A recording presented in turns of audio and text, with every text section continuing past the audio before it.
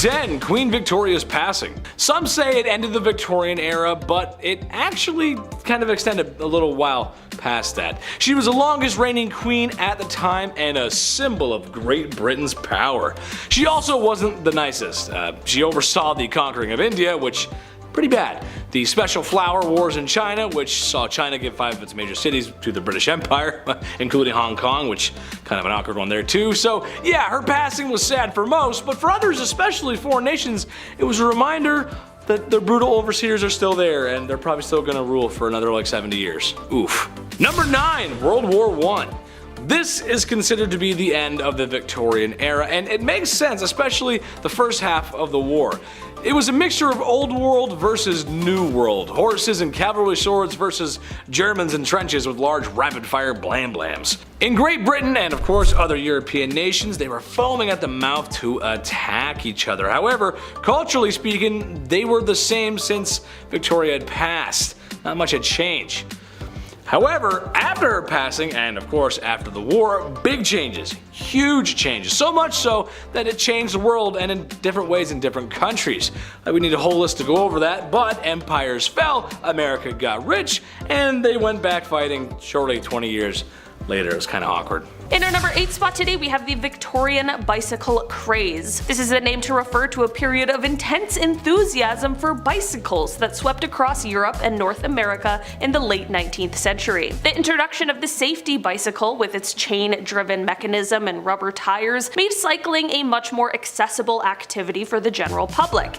It became a popular mode of transportation and leisure activity, particularly among the middle and upper classes. The craze also had a significant impact on fashion, with women's clothing becoming more practical and comfortable to allow for cycling. It's funny to think of now because it's just a bike, but at the time it was so much more than that. It's like how smartphones completely changed our lives in more ways than we probably even know. That's basically what the bike was like in the Victorian era. The bicycle craze had a profound impact on society and culture at the time. It led to the development of new industries such as cycling clubs, and it also paved the way for the modern transportation industry. The bicycle became a symbol of freedom and empowerment, particularly for women who were able to travel further and faster than ever before. The Victorian bicycle craze remains an important cultural and historical phenomenon that changed the way people lived, worked, and played. In our number 7 spot today, we have the Crimean War. The Crimean War was a conflict fought between 1853 and 1856, primarily involving Russia and an alliance of France, Britain, the Ottoman Empire, and Sardinia. The war was fought over various territorial and religious disputes, particularly regarding the rights of Christians in the Ottoman Empire. The war was marked by high casualties, particularly from disease and poor medical care, and it is often seen as a turning point in military medicine. The war also featured some of the first extensive use of modern technologies such as telegraphs and railways, which greatly impacted warfare in the future. The war ended in a victory for the Allied forces, and it resulted in a significant shakeup of the balance of power in Europe. It also demonstrated the need for improved communication, organization, and medical care in military conflicts, and it had significant long-term impacts on military and political strategies in Europe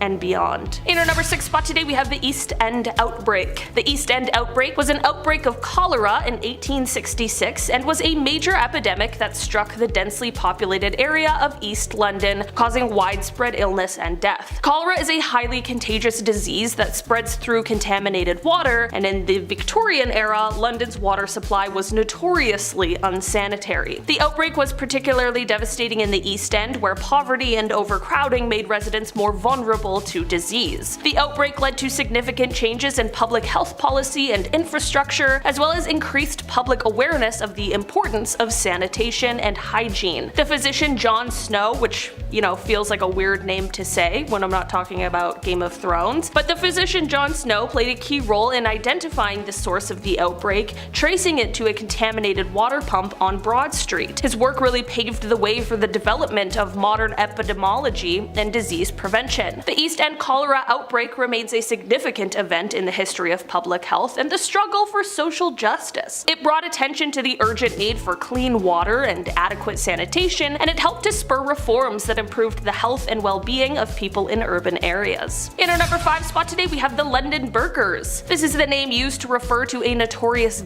of body snatchers who operated in London in the early 19th century. They were involved in the illegal trade of selling corpses to medical schools for dissection and study, and they would often resort to killings to obtain the bodies. The most infamous member of the gang was William Burke, who, along with his partner William Hare, committed a series of killings in Edinburgh, Scotland in 1828. They sold the corpses to the anatomist Robert Knox, who was unaware of their methods. Two of the group's members, John Bishop and Thomas Williams, were convicted of killings and sentenced to death. The London Burker scandal highlighted the demand for fresh corpses for medical research and contributed to the passage of the Anatomy Act of 1832, which allowed for the legal procurement of corpses for medical purposes. Emphasis on the legal part of that, though. It's important. In our number 4 spot today, we have the Great Stink of London. The Great Stink of London was an environmental disaster that occurred in the summer of 1858. It was caused by the city's inadequate sewage system, which allowed raw sewage and waste to be dumped directly into the River Thames. The hot weather only exacerbated the problem, which is disgusting, and it caused the sewage to ferment and emit a foul odor that permeated the city. The smell was so overwhelming that it caused widespread illness and forced many people to flee the city. Parliament was forced to act, and a major engineering project was launched to build a modern sewage system for London. This project was led by engineer Joseph Bazalgette, who designed a system of sewers and pumping stations that would carry sewage out of the city and into the Thames estuary. The construction of the new sewage system was a massive undertaking, involving the excavation of miles of tunnels and the construction of large pumping stations. It took several years to complete, but once it was finished, it greatly improved the health and hygiene of the city. The Great Stink was a turning point in the history of public health, and it helped to spur major improvements in sanitation and public health infrastructure across the developed world. Today, the legacy of the Great Stink lives on in the modern sewer systems and wastewater treatment facilities that are really essential for maintaining public health and environmental quality. In our number 3 spot today, we have Typhoid Mary. The Typhoid Mary case is a famous incident in the history of public health in the United States. Mary Mallon, also known as Typhoid Mary, was an asymptomatic carrier of the bacteria that causes typhoid fever, a potentially fatal disease. Despite being unaware of her condition, Mary inadvertently infected numerous people during her work as a cook in New York City in the early 1900s. After a number of typhoid outbreaks were traced back to Mary's cooking, she was tracked down and forcibly quarantined for several years. The case generated significant controversy at the time, with some arguing that Mary's civil rights had been violated and others maintaining that public safety justified her isolation. The Typhoid Mary case remains significant for its implications for public health policy and for the balance between individual rights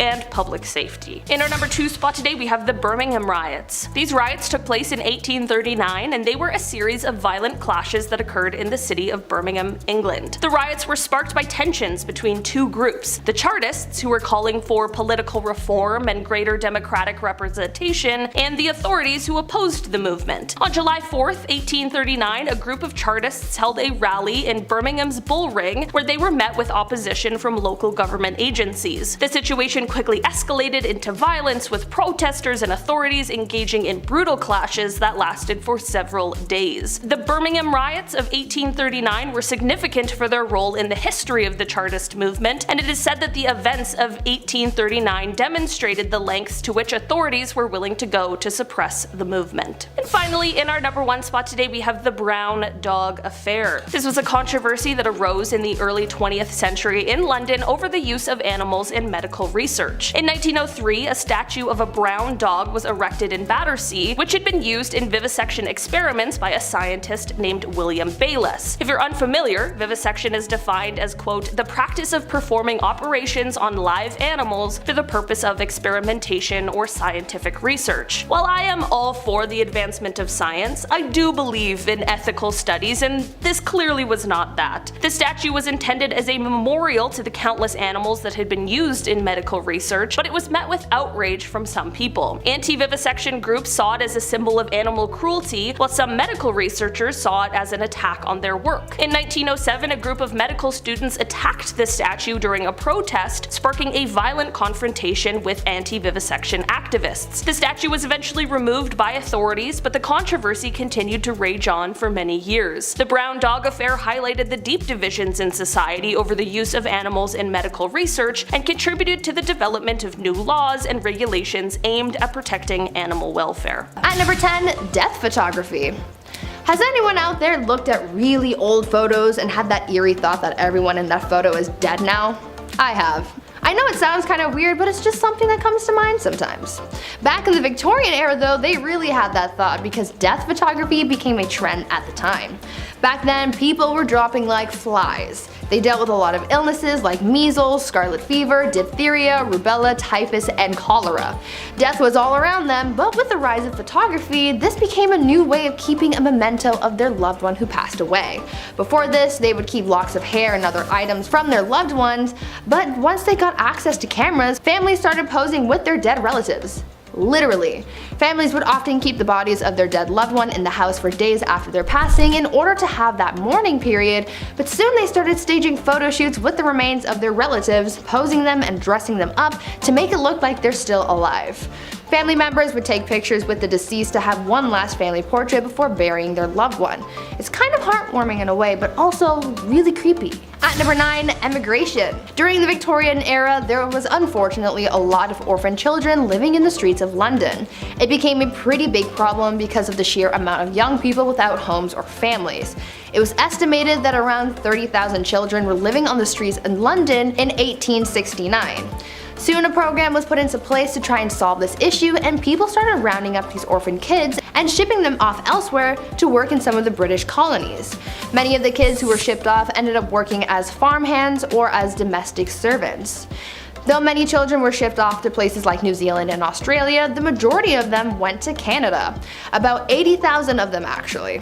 They were sent away with hopes that they would be able to live better lives, but unfortunately for many of those kids, they didn't end up having any better luck in compared to when they lived on the streets. This practice ended up becoming pretty controversial, as you can imagine. Before we carry on talking about the strange things that happened in the Victorian era, why not take a moment to leave a like on this video if you're enjoying it so far, and while you're at it, consider subscribing to the channel to see more videos like this one. Number 8. Thames Torso. The Thames River is famous for being a stinky, rotten, no good, very bad river filled with the most heinous refuse humans have to offer. That's right, love, it's awful, isn't it? Oh, it's bloody awful.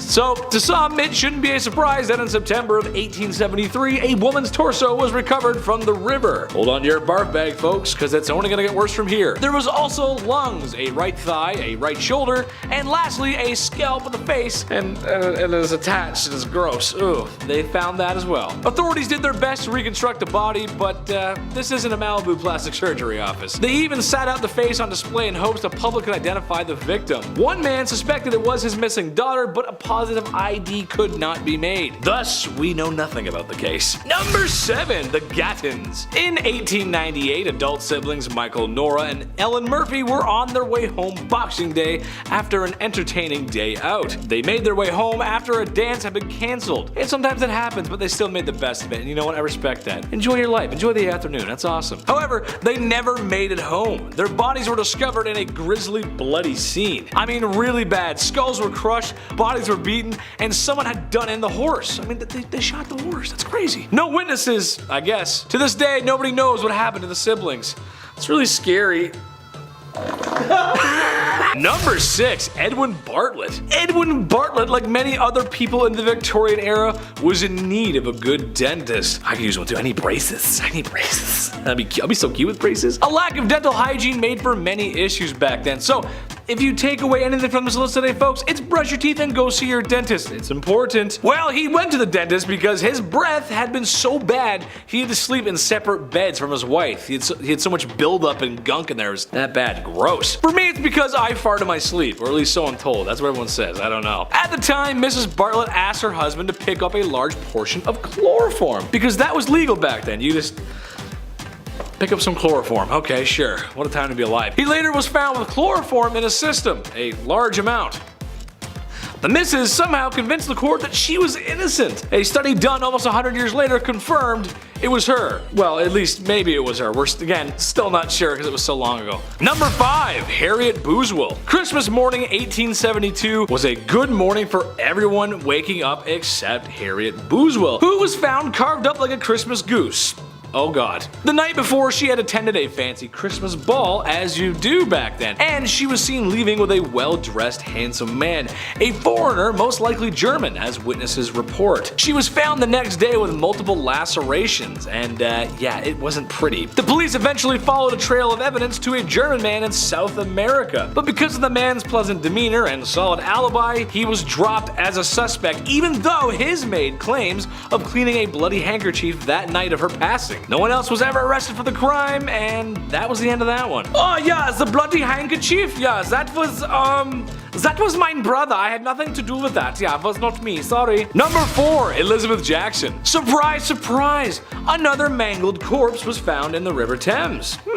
That's weird. This time, the lower half of a woman and legs. As the days went on, more and more parts were discovered, and after another bad glue and paste project, it was identified to be Elizabeth Jackson, a young woman who had left her home in shame of an unwedded pregnancy. Ooh, scandalous. Sadly, she ended up in River Thames, and no one is sure who did it at all. Some claim actually it was Jack the Ripper, and while it does make sense, experts don't all agree. Thus, it is another unsolved mystery. God, why is it happening so much back then? What the hell's going on? God. Number 3, Lizzie Borden. Lizzie Borden took an axe and gave her mother 40 whacks, and when she saw what she had done, she gave her father 41. That's a nice nurse. What a nice thing to say about a nice young lady. Maybe one of the most famous crimes ever, actually. In a nutshell, it looked like Lizzie had done it. It was a closed and shut case. It seemed like a pretty concrete open and shut case, but yet again, somehow, she got off free. She claimed that she was in the barn when it happened, and then she discovered the bodies. Now, most of the topics on this list are a whodunit, but I mean, for sure this one, we can't be so serious to not ignore the facts here, right? I mean, she was the only person there. Who could have done it? Well, unsolved apparently. Oh god, alright, she didn't do it. Number 2, the West Ham vanishings. Just east of London between the years of 1882 and 1899, a few women disappeared and they were left in parks, or at least their bodies were.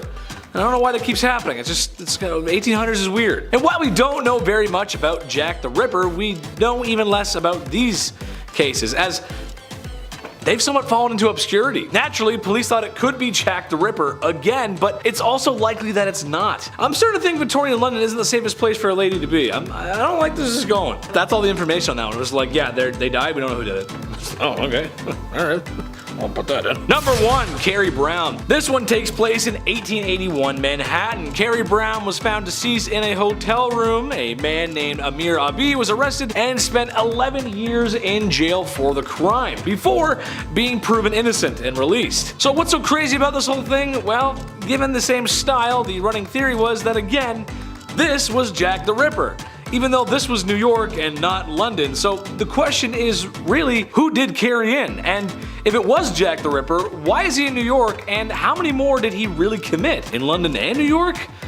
Man, that's scary, dude. I don't know. Starting off this list, in our number 10 spot, we have the Tichborne case. This was quite a bizarre legal case that captivated Victorian England in the 1860s and 1870s. It involved a claimant named Arthur Orton, who alleged that he was the long-lost heir to the Tichborne baronetcy. Despite numerous inconsistencies in his story, Arthur managed to convince some members of the Tichborne family and a significant portion of the public that he was who he claimed claimed to be. The case went to trial in 1873 and it became a media sensation, with thousands of people lining up outside the courthouse to catch a glimpse of the proceedings. This was basically like the Victorian era's OJ trial, or the Johnny Depp and Amber Heard trial, you know? The people wanted to know. Despite Arthur's conviction for perjury, the case continued to fascinate the public for years to come, and it became a symbol of the era's fascination with sensationalism and fraud. The Tichborne case remains one of the most infamous legal cases in British history, and is a cautionary tale about the dangers of believing in something without sufficient evidence. In our number 9 spot today, we have the London beer flood. This sounds like it would be quite a fun time, but it was anything but that, and instead was a tragic event that occurred on October 17th,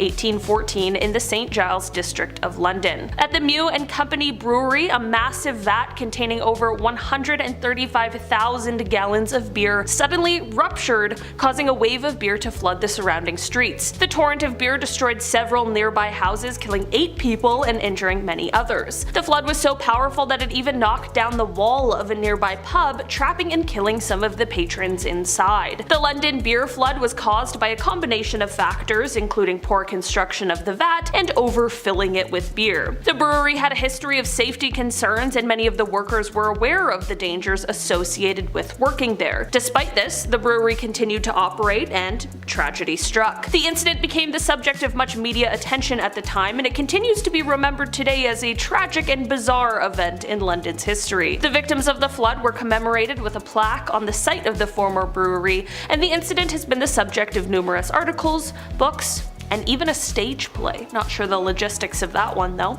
Number 8. Shots. Not the kind I like.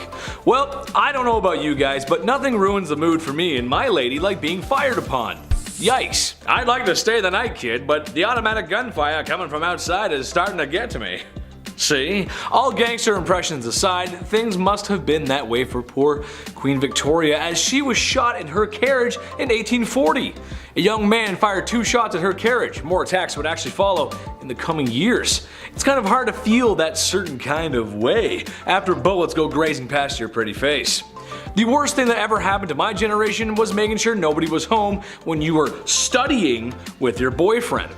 I was too busy playing Call of Duty, but at least I never got actually shot at. You know what I mean? That's just a good thing. Number 7, expectations. Alright, this one goes out to all the married ladies in the audience. Hello, how are you? I'm doing great, thanks for asking. I'm curious as to why you got married and what your expectations were. Did you marry your high school sweetheart and live happily ever after? Maybe you had a shotgun wedding and after one night at the saloon. Maybe you just really wanted to find a nice man and settle down, start a family, be a mother. I think any of those options are great, so as long as you have options. In Victorian England, you were expected to do the latter. Women were expected to get married and have kids, and that's about it really. My question is, why were ankles and wrists an issue but giving birth isn't? What I mean is, it's kind of a compromising position to be in. All I'm asking is that the girls get treated fairly and given choices, and be allowed to show some ankle. Doesn't make any sense. You can look at her business down there, but you can't show an ankle? That doesn't make any sense. I'm a magician. Number 6, double standard. Divorce sucks. It's no fun. The person you once loved and cherished is now the villain in your story. I love McDonald's, and I don't ever want them to be the villain in my story. I love you guys. Gotta get those Happy Meals. Divorce is something that isn't new. Honestly, it was probably invented the second after marriage was. In Victorian times, men had the right to divorce their wife if they had committed adultery. Women could not. Well, if you refer to my last part, you know that men were doing more than a little window shopping when it came to women. When men left town for business, they would have hired the services of a woman who patrolled the streets at night. No, I'm not talking about Batwoman either. So men can divorce women if they dare to do what they did on a regular basis. Yeah, that's totally fair. That's good. Equal. Absolutely. Yeah. Number 5, emo girl. All the forever alone people, raise your hand. Let me hear you roar XD. I like to joke around a lot and say I'm a lawyer, a firefighter, and the cutest guy on the whole wide internet. But if there's one thing I know, it's people. I like people. I love them. I spend a lot of time with them, and after hearing this, I've come to the conclusion that this is where the emo girls come from. I figured it all out. It's down to a science. I'm a scientist now. Do you ever get that feeling in your tummy on Valentine's Day because you know it's going to be another one alone? And you'll be forced to be on your own, and that means sad music and crying in your room. Same, it's Drake's Marvin room for me. Well, single women in Victorian times had similar issues. Since women were expected to marry and have kids, single women who were also forever alone were pitied by society, which I argue is just way worse. No one wants to be pitied. Ugh. Number 4, gold diggers. She take my money when I'm in need. As she driving. Okay, anyway, back to the actual content. Well, not exactly. While today in a place like sunny California, you might see an older man with a woman who's half his age. Maybe he's driving a nice car, or she's got on the very best and latest from Louis Vuitton. Stylish, yeah. Most of us think some thoughts about what we might think is going on there. We can kind of be judgmental sometimes when we see things like that. However, looking through a lens of 2022 to Victorian times might make the women of Victorian times appear to be gold diggers, but in reality, it was because all of their financials were tied to their husbands, legally too. Which, if you can imagine, that system didn't work too well. What if your husband is broke? What if your husband is running amok with sultry lasses on the street corners? Like I said before, no divorce, but even if she could leave him easily, supporting herself afterwards was going to be an issue, especially financially. Number 3, birth factory. Just pump them out. The faster the better. Quantity over quality. Just get them out. The use of birth control, as you can tell, was not a common practice. Anyone who's over the age of 25, ask your grandparents how many brothers and sisters they have. I'm willing to bet it's in the 6 to 8 range. Let me know in the comments below, I'm curious. A trend that would continue for a few decades after. Education is important, and I'll get to that in my next part. Women were simply expected to act this way. Maybe it was the sign of the times since the Industrial Revolution was in full swing. Maybe the factories needed workers, I don't know. Which, in case you didn't know, they used children as employees. Maybe not so nice. Unfortunately, that was when there was an issue, and there were many. They had no HR to go to, and that was the least of their worries, really. Number 2, no school for you. No higher education for women. Banned from going to university. I don't think so, not very nice, no. Honestly, any society that doesn't want half of their population to go to school probably has a few things to work out. It's a boys' club, and they can only go to university so that they can learn to be smarter and be businessmen, so they can earn money and thus have the facilities to court a woman who really doesn't have a choice anyway. Women had jobs, not careers. And they were all the jobs that you can think of. The ones that were too feminine for men, as women were too feeble to participate in a men's job, which is just the most ridiculous thing I've ever heard. I'm happy to say that in 2022, we showed them wrong. Chetty loves everyone. Just remember that, I love everybody. You go, girls. Number 1, strict rules. Okay, so after a night in the bed sheets with the gal that you love, or maybe the one that you found, there's a good chance that 9 months later, a smaller version of you two could be walking around. A byproduct of intimacy, if you will. This was always something I wanted to rant about, but I always found it strange how strict parents and teachers from this time were with their kids. You gotta brush your hair, bed made, and whatever you do, don't ask for more gruel. Please, sir, could I have some more? Whatever that Charles Dickens book was, I think it was Oliver Twist. They made us read those books as kids, and I don't know why, because they're kind of boring. From the extreme military code ethics happening at home to the long days in a factory at work, being a kid was tough, man. Earning the punk rock blues of today. I'm just a kid and my life is a nightmare. Number 10, Boy Jones. What's more intimate than a stalker? Am I right, ladies? If there's one thing women have loved throughout history, it's having every second of their privacy being watched by some creepy man, right? No. I can only imagine it's been worse since the dawn of smartphones and social media. That must be horrible. Well, as it turns out, there were some real creepwads in the Victorian era too. The Boy Jones was a stalker of Queen Victoria who on multiple occasions snuck his way into Buckingham Palace, one time escaping with a pair of the Queen's underwear. What? Arrested multiple times but still somehow found his way back to the palace. But what they should have done was swap the Queen's underwear for a pair of mine after a shift in the garden center I used to work at. Oh yeah, nobody's coming for you after sniffing those bad boys. Oh! Number 9, graceful words. This was a time when ladies were supposed to be ladies, and that means manners are on the table and elbows are off. Dresses were worn to not show ankles, God forbid an ankle or wrist bust out. I think more importantly, however, or rather unusual that is that women were expected to talk a certain way.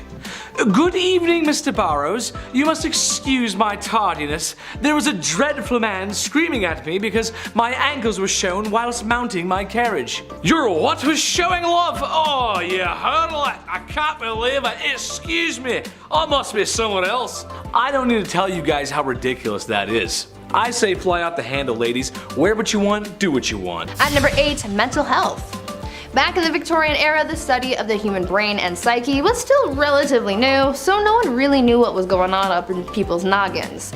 Mental asylums started to pop up, and people started getting diagnosed with mental problems even if the diagnosis wasn't accurate. The 3 labels that a patient could fall under were the manic, the melancholic, and those with dementia. The symptoms for those big 3 labels often varied, and people were admitted to asylums for some pretty messed up reasons. There was a list of common causes for mental illness that people referred to back then, and it included things like, quote, laziness, novel reading, superstition, an immoral life, and intemperance, as well as the act of self-pleasuring. For women, they could also be sent to asylums for some pretty ridiculous reasons, like imaginary female trouble, hysteria, rumor of husband murder, and even fits of desertion of husband. I am so glad things have changed since then. At number 7, grave robber. When you think of jobs back in the Victorian era, you might think of things like chimney sweeps and lawyers. But another relatively popular, though questionable profession was being a grave robber. Yes, people actually made a living off robbing graves. As people studied medicine, they needed cadavers to practice on, but there was a law saying that only the bodies of those who had been executed for a crime could be used as a cadaver, and since the laws changed to include less and less crimes having death penalties, soon people started running out of cadavers to practice on, and this gave way to the boom in the grave robbing industry. People could make a pretty penny for snatching bodies from cemeteries and selling them to medical professionals and students. Fresher bodies went for more money, and the grave robbers not only made money off the sale of the cadaver, but they also charged a fee, so they ended up with a little extra cash in their pockets. Eventually, the grave robbing business became such a big problem that cemeteries started installing watchtowers and guards to prevent people from getting away with the dead. At number 6, beauty. I've talked about this before in some past videos, but the Victorian era was famous for its strange beauty practices, so I just had to include it on this list. You're probably familiar with the makeup from the Victorian era. Women often painted their faces white to look as pale as possible, but even though they believed it made them look beautiful, it also did a lot of harm to their health. The white face paint that women would use was lead based, and as we all by now, lead makes you dead. But this white lead paint isn't the only thing that harmed people's skin. Women would also wash their faces with ammonia to make their skin look paler. At night, women would rub opium on their faces, and if they were really dedicated to their beauty regime, they would also ingest arsenic. They were literally poisoning themselves in the name of beauty. Women would also use mercury on their eyebrows and eyelashes, and would use lemon juice or belladonna in their eyes, which could cause blindness in some people. Once again, I'm glad things have changed. At number 5, no divorce. Nowadays, divorce is quite common. All you have to do is sign a paper and you're done. But back in the Victorian era, before the Matrimonial Causes Act of 1857 allowed divorce, people had to find different ways of getting rid of their spouses. After all, just because there was no divorce doesn't mean that everyone was happy in their marriages. It turns out that in order to solve their problems and get rid of their spouse, people would just sell their wives, either in public or in private sales. Most of the time, a man would take his wife to the town square and just sell her off to a new man. According to some records, some women had the power to veto a sale, and sometimes it was for cash. Though I think the cheapest that a wife was ever sold for was a pint of beer. This wasn't necessarily bad for the woman, because if she was sold to someone else, things could sometimes work out and she could live a better life with a better spouse. And if she didn't, then she would just get sold again and get to try her luck with a new man. At number 4, food additives. These days, people are becoming more and more concerned with artificial additives in their food. All natural, organic, pesticide, and hormone-free food is becoming more and more popular, but back in the Victorian era, people were putting all kinds of additives in their noms, and a lot of it was really, really bad for you. too. Like, we're talking deadly. Chalk and alum were often added to bread dough to make it whiter, and sometimes pipe clay, plaster of Paris, or sawdust was added to the mix as well. Red lead was sometimes added to cheese, lead was added to cider, mustard, wine, sugars, and candies. Copper sulfates were used in preserving fruits, jams, and wine. Mercury was used in candies, and even ice cream was made using a water and chalk mixture. All of these unsafe ingredients are actually what prompted the food safety industry, because no matter what's going on, you shouldn't be eating lead, chalk, and mercury. At number 3, corpse medicine. Now earlier I mentioned the whole grave robber industry and how that really took off during the Victorian era, but now let's talk about how they used corpses in their medicine. Back then, some people believed that consuming certain parts of the human body could cure their ailments. I know. Gross, right? One of the more popular medicines back then was a mixture made with human skull and chocolate, and it was believed to cure apoplexy. Back in the Victorian era, medical texts were published describing what parts of the human body could be used to treat specific ailments. One text described mixing the skull of a young woman with treacle to treat epilepsy. Another text says that you could treat paralysis with a candle made of human fat. Apparently, executioners were linked to this type of medicine, as they would, execute someone and then use the remains to become a doctor and treat people's illnesses. Imagine Grey's Anatomy, but with Victorian medicine. Sounds like an interesting thing to watch, but also probably not to experience. At number 2, mummies. Speaking of dead people though, people from the Victorian era were oddly fascinated with mummies. I mean, I can understand the fascination to a certain extent because they're old and cool, but of course, these people just had to be extra weird and take that obsession with mummies to heights that they didn't need to be. People used ground up mummies to make paint. Pieces of mummies were sold in jars, and they were even used in advertising. One candy shop put a mummy on display in the store, claiming that it was the daughter of a pharaoh who saved baby Moses. I mean, that's weird, right? I understand that this was all happening as archaeologists were starting to uncover lost treasures and secrets from Egypt, but I mean, a mummy in a candy shop? Seems a little much. And finally, at number 1, baby farmers. Now for what I believe is probably the most disturbing thing from the Victorian era, baby farmers. Basically, this was an industry of women who would take unwanted babies and either take care of them, give them to new parents, or unfortunately have them disposed of. One famous case of the darker side of baby farmers comes from a woman named Amelia Dyer. She was known to have charged women a lot of money to take their babies off their hands, but unfortunately the children wouldn't survive Amelia's care. It is believed that Amelia was responsible for the passings of hundreds of babies, making her one of the biggest monsters of the Victorian era. Now before we wrap things up for today, I want you guys to leave a comment down below telling me if you would ever want to take a trip back in time to visit the Victorian era, and if so, what's one thing that you wish you could see? Leave me your thoughts down in the comments. Number 10, mudlarks. Victorian London. Around the 1840s, it was a bit of a mess. A lot of sore throats, that's for sure. Everybody was sick all the time, and the jobs that were available certainly did not help the cause. The jobs that were available had you catching rats and crawling into sewers. One of the worst jobs to have was that of a mudlark. As their name hints towards, a mudlark involved getting in deep in the muck that builds up alongside the Thames River. This one was reserved for younger folks, obviously, because it was like working in quicksand. If you were older, you would just get trapped. It was pretty sad. It was also exhausting, not to mention the chances of being washed away by the river were pretty high.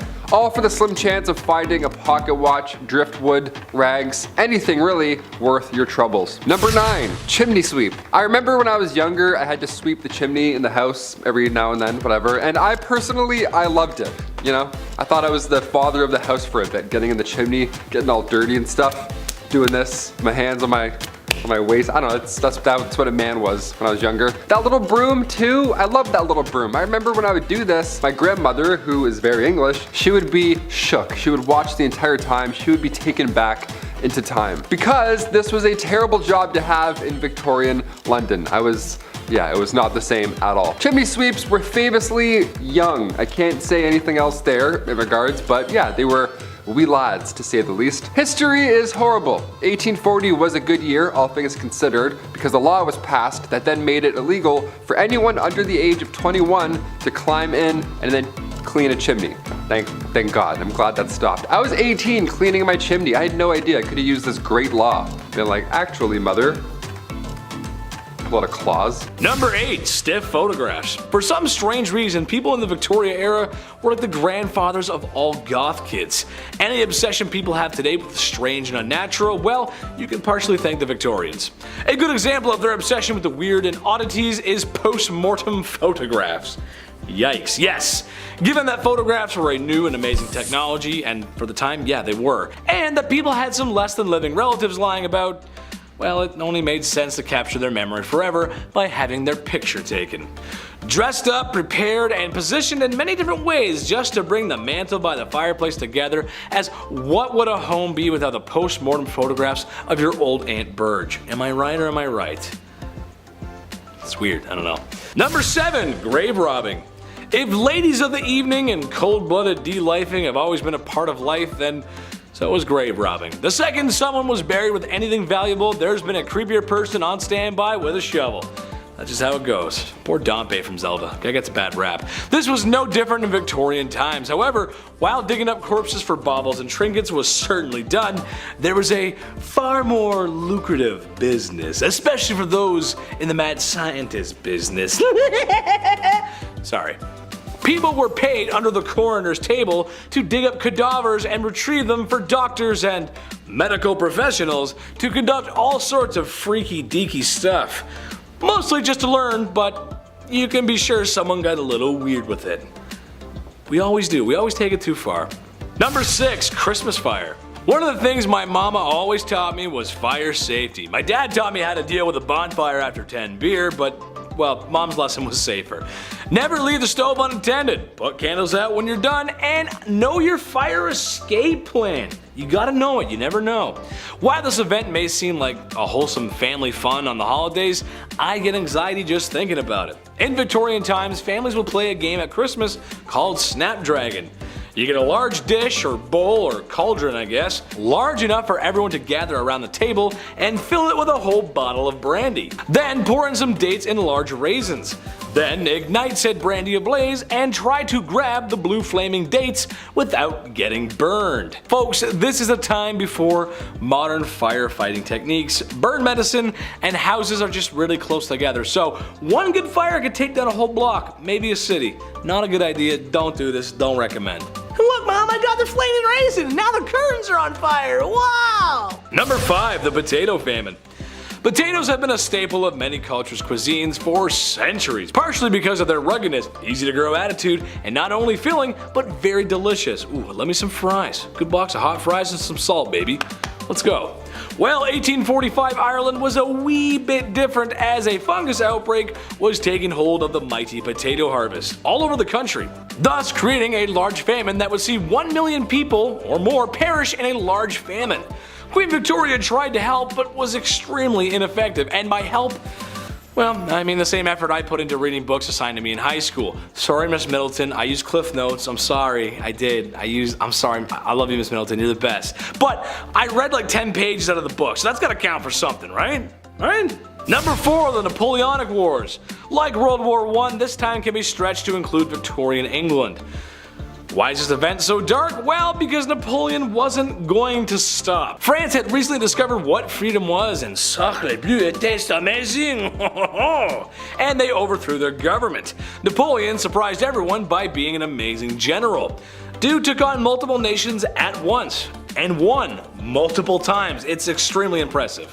However, in a classic case of went to his head, he became the leader of France and declared himself the first consul of France, or emperor in other terms, and started stripping away rights, especially from women, which sucks, like a construction worker who kicks off his boots at 5 p.m. I know you're out there, you just kick them off. Just get rid of them, those boots, they're stinking. He invaded other European nations and was on a path to destruction until the international community put a stop to it. They said no more, dude. Number 3, dirty. It's dirty, innit? Oh, it's dirty. It should be noted that the streets of Victorian London were not clean at all. Maybe the filthiest ever. It was so bad that in 1858 the Great Stink occurred, which basically was all the refuse and filth piling up in the River Thames.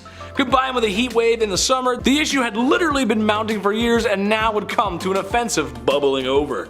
Oh, that must be awful. The smell was so bad it was making people sick, and people were most likely getting sick from the river from cholera outbreaks. God, that's disgusting. Cholera was more common than you'd like to think. It took some serious engineering and a lot of pumps to fix the sewage issue that was severely outdated. It wasn't fully fixed until 1875. Keep your soap and your hand sanitizer nearby, folks. It's gonna be a little greasy. Number 2, ladies of the evening. Oh yes, the streets of Victorian England were filthy, alright. And if every street corner was a lovely lass furloughing her dress in hopes of luring in a customer, as they say, oh yes, she shan't have to wait long, as this type of business was more common and profitable back then than you'd really like to think. Personally, I don't see why it is illegal, or still is, especially if it becomes regulated. I mean, why not? Let them do what you gotta do. However, it was bad. There was a lot of sickness and bedroom-related sicknesses. It wasn't good. It was horrible. I just fell off the box. Sorry, I'm an idiot. Number 1, Jack the Ripper. Oh. Not much I can say about this guy, what the YouTube won't let me say, so here we go. The first serial unaliver to do what they do in the pale moonlight. The streets of Victorian London were crowded, dirty, like I said, and oftentimes chaotic, so for a true psychopath like Jack to exist only makes sense. He was kind of a ghost. He was responsible for the passing of several women who worked the streets and, well, they were really violent crimes. We can't show you, but we'll show you a picture of Jack in a cloak or something, maybe in the moonlight or something like that. The worst part is he was never caught, like ever. We never got him. Or he was a she, or he was multiple people. We just don't know. There's many theories, but because of technology at the time and crime solving things, we didn't get him. Number 10, Jack the Ripper. If we were to pick a poster boy for this list, well, it'd be him. Jack the Ripper was the alias given to the unknown criminal with sick tastes. During a period in the late 1800s, there was a string of cold-blooded de-lifings that affected London, Victorian London to be specific. It got so bad that they were telling people not to go out at night in fear of the Ripper. Ooh, that does not sound good. His crimes were extremely graphic and violent and meant for a much more mature and suitable audience. Just to make things even worse, he was never caught or really even fully identified. Some of the theories say he was a she, he was multiple people, or even Prince Albert. I thought it was Prince Albert at one point. They really don't know. Oh, that's terrible. That's just awful. Right, love, I'll go out with you, but your Ripper could be out. Number 9, Charles Bravo. Mr. Bravo succumbed to his illness in 1876. He had been poisoned with antimony, which at first when I read that I thought it said alimony, and I feel like a lot of husbands died of that. That's a divorce joke for everybody at home. With antimony, which is a poison that works very, very slowly. Slowly enough that he would have known what was happening. Thus, he quite possibly knew who did it, but never revealed who did. Now, at the time, it was believed to be a manual checkout, if you will. What's crazy about this case, though, is that it's like a game of Clue. The wife was having an affair with a doctor, so, you know, there was something there. There was also a disgruntled maid who all wanted a piece of Mr. Bravo. Yes. The family fun game night conclusion was it was the wife in the library with the candlestick. I meant the poison. She poisoned him. It was her with the poison. We think. That's the running theory. We still don't know. Number 8, funeral mute. Funerals suck, man. I was a pallbearer like 3 times before the age of 21. My one arm is just strong as now. That's it. I can lift anything just with one arm. I thought being a pallbearer had a lot of pressure, right?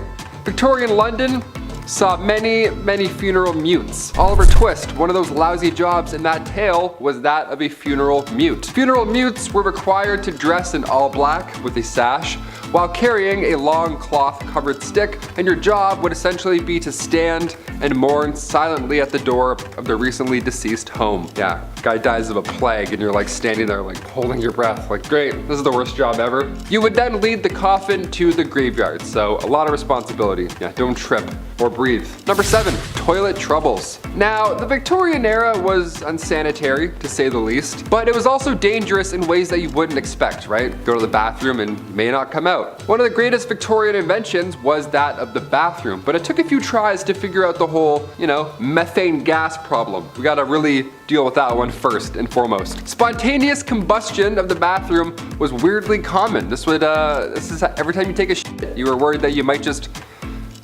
Woo! It was horrible. That's so scary. Flammable gases like methane and hydrogen sulfide, they would build up over time with human waste. A lot of human waste. Built up in the sewers and then eventually would back up into your homes. Next thing you know, you're lighting a candle and your bathroom's gone. Just like that. Now we have poopery. You know what that is? You ever see a little spray? After you go, you hide what you've done with one little spray at your friend's house. It's fascinating how far we've come. Number 6, stairs. Yeah, believe it or not, stairs were a common danger in Victorian times. I'm somebody personally who falls up and down stairs a lot. I'm 6'2".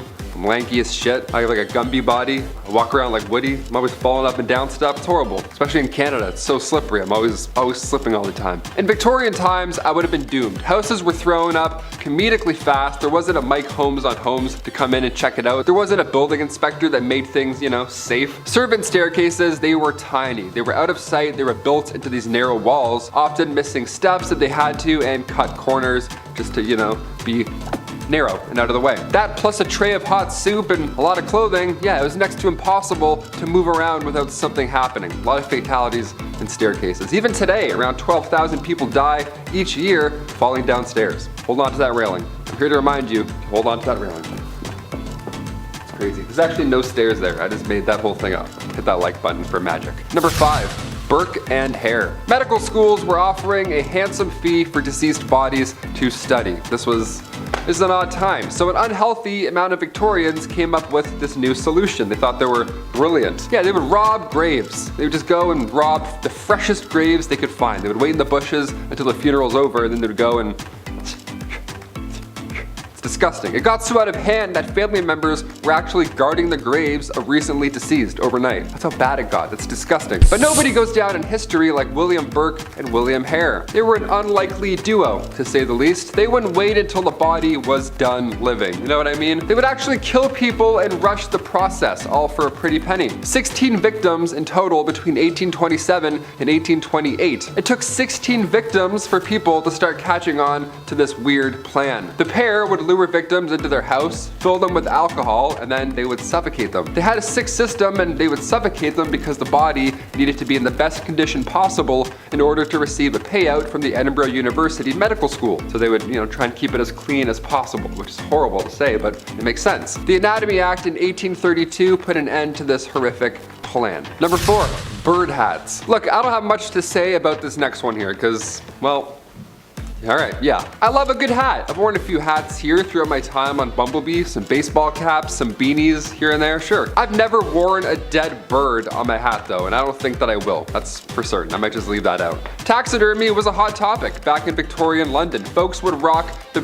dead beaver or bowler hat, any animal they would just prop up there, and it was considered fashion at the time, believe it or not. It was a dangerous trend though long term. Conservationists were saying that 67,000 species of birds were all at risk of extinction due to this crazy dead bird hat craze. Can you imagine just a stuffed seagull on my hat? I'm like, all right, number 5, here we go.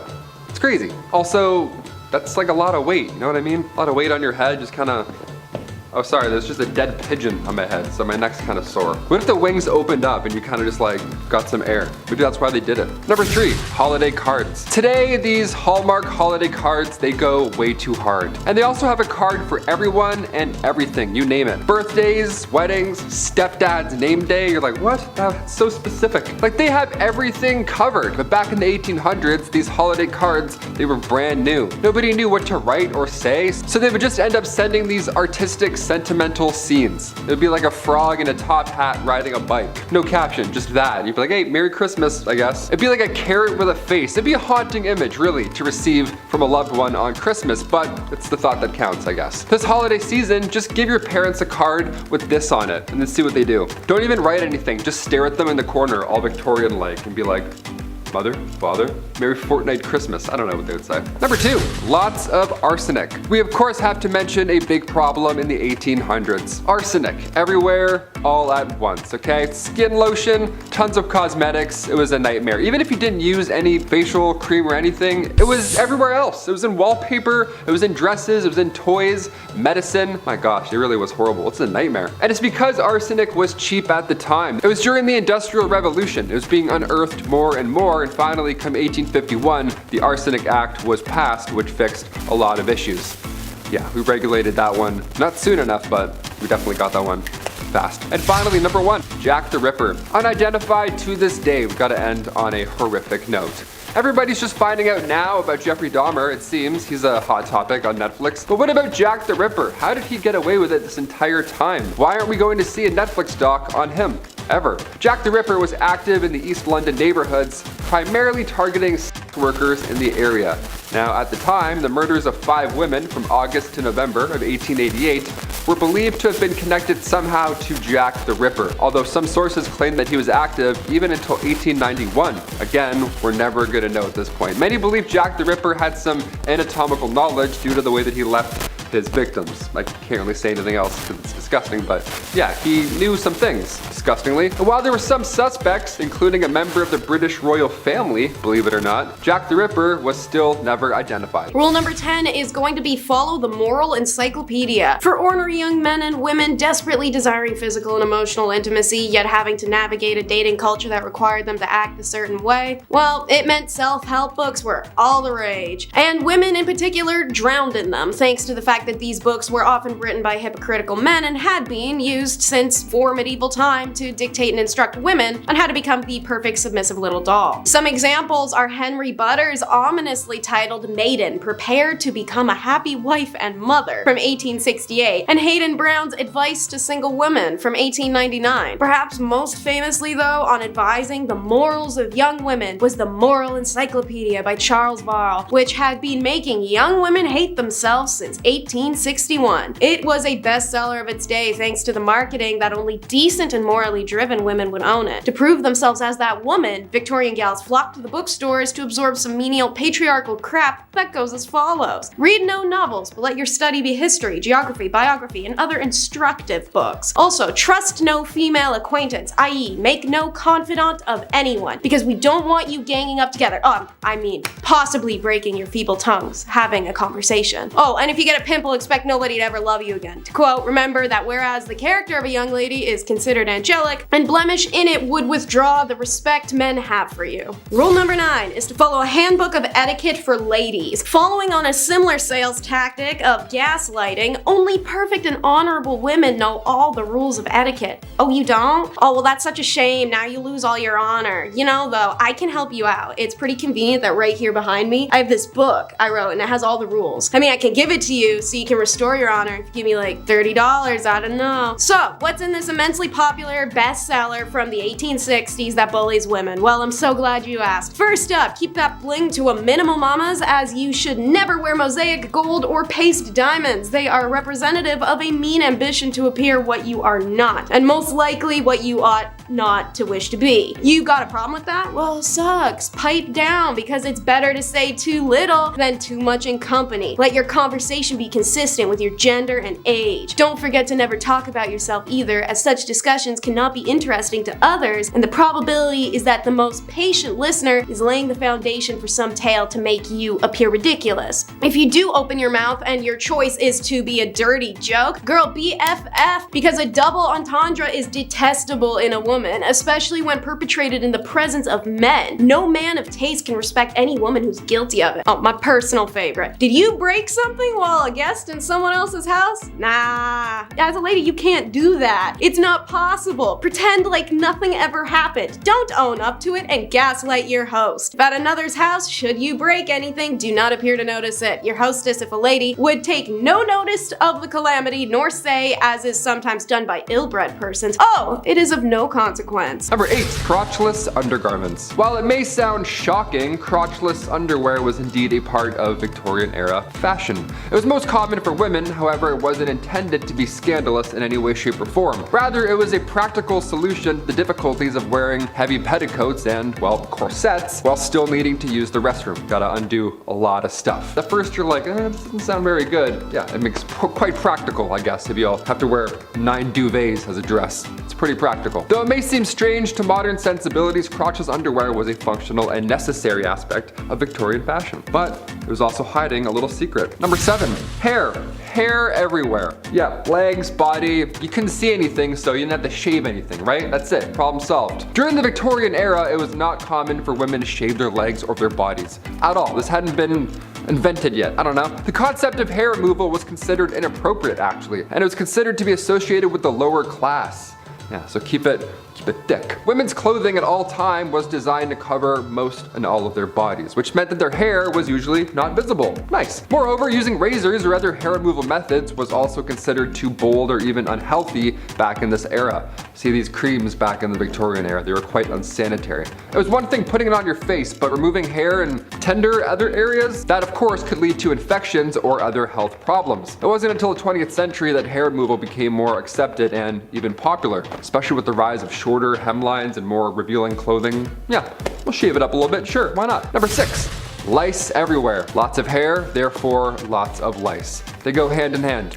Sadly. During the Victorian era, lice were a significant problem due to poor hygiene and living conditions. Lice infestations were common among both the rich and the poor, so there's no getting away from this one. Many people suffered from itching, rashes, and infections caused by these little nasty parasites. Families had to use various remedies such as vinegar and kerosene in any attempt just to try and kill these little suckers. Some people needed special combs to remove lice and their eggs, gonna throw up, from their hair. Now, despite efforts to control the eggs and the lice problem in their scalp, the problem persisted throughout the Victorian era. It was tough, right? It wasn't until the early 20th century with the, improved hygiene practices and the development of insecticide that lice infestations became less common. Yeah, we missed that. We were almost buggy in our hair. Close. Number 5. Bleach mask. Madame Rowley's toilet mask. Where do I begin with this one? It's kind of fun, kind of terrifying to look at. At first I thought this was a mask you had to wear to go to the bathroom, but no, that would have been a bit better, a bit cooler. Just a Jabberwocky mask for no reason. Compared to everything else on this list, I was like, sure, people would do that. Why not? A toilet mask was a natural beautifier for bleaching and preserving the skin. Even removing complexion imperfections. Yeah, all of that happening under one Jason Goalie mask. What a treat. What a miracle, rather. You'd only have to wear it 3 times a week and then voila, you were beautiful. Turns out, lead cosmetics pasted onto a mask and then onto your face 3 times a week, that was not beneficial for your health. Yeah, who knew, right? Smelled so healthy. We didn't end up looking younger, we ended up poisoning our faces, all in the name of beauty. But just wait, it gets worse. Number 4.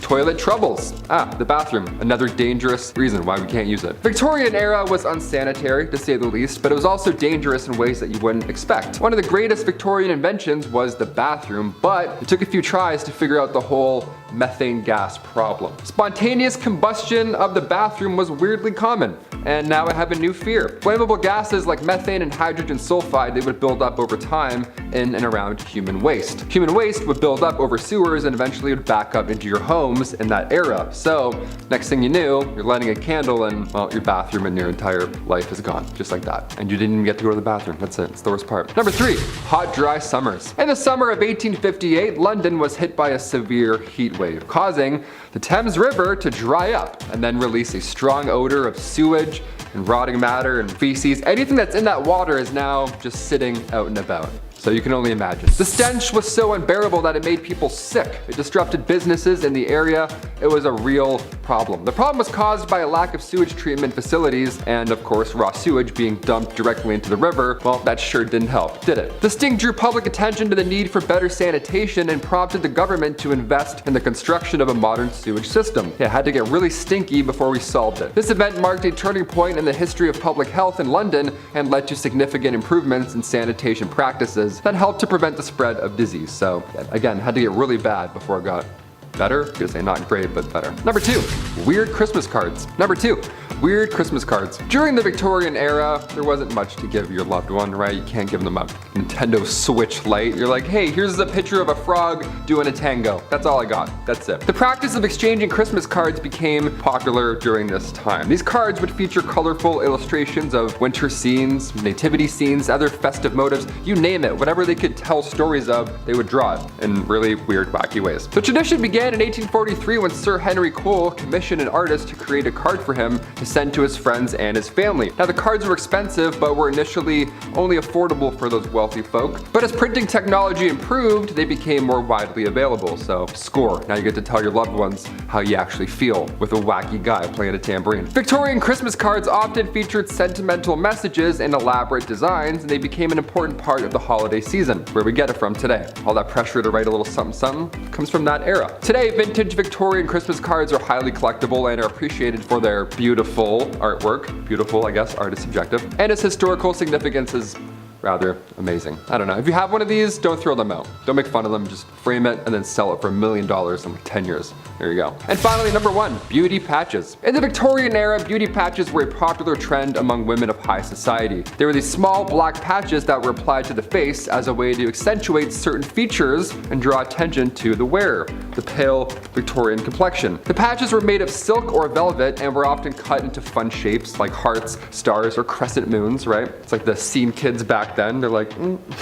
They were typically worn on the cheek, forehead, or around the mouth. You can get creative, right? It's your face. Have at her. Beauty patches were also believed to have medicinal purposes, with some claiming they could cure headaches or improve one's complexion. Both absolutely false. No medical science around that. Despite their popularity, beauty patches were eventually, sadly, phased out of fashion by the early 20th century. But let's bring them back. I don't know. What do you all say? I'll wear a beauty patch every list from now on if we all want it. Why not? Number 10, the Fuzzy Wonder. Growing up, I had the classic red toy car. It was great. I would honk the horn, slam the door with attitude, wearing a diaper. It was the perfect invention for a youngin' like me. But back in the Victorian era, the toys or whatever, not as fun. Definitely not as fun. Fisher-Price wasn't born yet, so if you wanted to wheel around and kill time, maybe even have a few laughs, well, you had to use this, the Fuzzy Wonder. Yeah, let's unpack this one, shall we? This patent, I'll be honest, this patent here makes me think. It makes me wonder more than anything. Why didn't this change history? Are you kidding me? The fuzzy seat, the gears, the foot straps, the possibilities are endless with the Fuzzy Wonder. The only thing that we do know about this patent, the only hint as to who or what this was for, is written right below the product's name. It says, the Fuzzy Wonder, the champion of his species. His species? You're telling me there's more of these? Where's the Fuzzy Champion? Let's take him for a spin. He's probably got an engine. It's probably great. I go shopping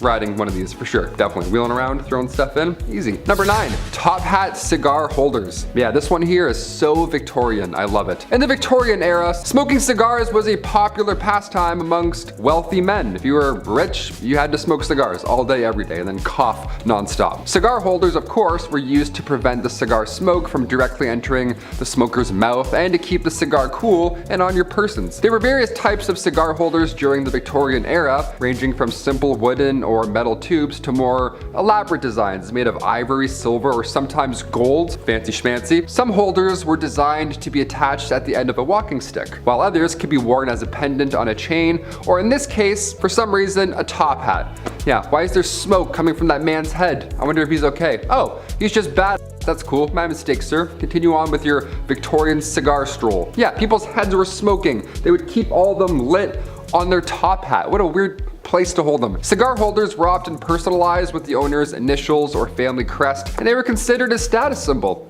although it looked ridiculous on a top hat. This was a way to flex your wealth, you know what I mean? There were no broke boys walking around with top hats. No way. Or cigar holders on said top hats. No way, that's insane. That's a lot of weight on a hat. I'd be doing this a lot. Rule number 8 is having a dress for all occasions. Should you not? Well, that's not proper etiquette. As a middle or upper middle class Victorian woman, your job was to spend your day like a Bratz doll, changing every few hours. This is because of the strict etiquette of the time, which dictated that certain dresses were for certain activities, which meant you had to plan your errands around your outfit changes that made it possible for you to run your errands. Isn't that fun? Women would start with the morning time dress, which was relatively comfortable by Victorian standards. However, for us, it would still feel like wearing an iron reinforced tube sock on our entire body. It was simpler in appearance and designed for only the home. Want to take a stroll in the park? Out of the morning dress and into the walking dress. The skirts are shorter by several inches and didn't have a train, so they weren't dragging a leaf pile behind them as they went. The materials were usually rich in color and pattern to be admired amongst the greenery. When women returned home from their daily walk, they would change into dress number 3, or the afternoon dress for receiving visitors or visiting others. The skirts had a longer train and the neckline was usually a little lower. After some visiting time, dress number 4 gets whipped out for dinner, and it was the most formal of all casual dresses. Usually silks, satins, velvets, exactly the type of precious material you want to spill food on. Ball gowns weren't for regular wear, but they were required for fancy occasions, so you had to own them too. Rule number 7 is to mourn properly. Another dress dress all women owned was an all-black morning dress. They kept these bad boys on lock for whenever someone died, which was arguably something to look forward to in the Victorian era. Thanks to Victoria being the most extraordinary and dramatic woman of all time when her husband Prince Albert died in 1861, and she spent a bajillion years dressing like a vampire and wearing black mantillas, it set this bizarre fashion and mourning standard that metamorphosized into literal rules. If one was to ignore these rules, it was seen as incredibly offensive to the deceased. Self-help books dedicated to making men and women better at exerting dramatic woe were pretty common to see on bookstore shelves. So, a mourning rule for women was should her husband die, the widow was expected to mourn for no less than 2 years, while mourning for parents and offspring only lasted a year. Relatives such as grandparents and siblings would only get 6 months. They dole it out like family inheritance is a little weird. Queen Victoria had favored black crepe, and it became one of the only fabrics that was permissible for mourning clothing. Luxurious silks and satins weren't permissible, only itchy and abrasive materials that chafed the sadness right into you. Women would often wear merino or cashmere instead. No jewelry or ornamentation was permitted unless it served a functional purpose like a button or a clasp, or unless it was a bunch of the deceased's hair and teeth braided in a pattern together in the jewelry. Don't forget your big black hat and grandma's doily tablecloth you dyed black to throw over your face and body. Enjoy looking like a corpse for 2 years. Rule number 6 is to glove up. We love to joke about the whole, oh no, if you show your ankle, you're a Victorian W word. But weirdly, hands were actually way more of an issue. The ankle thing was just because men were still trying to look up women's skirts, even when they were so long the ends of them entered a room 15 minutes after the wearer did. Fingers were actually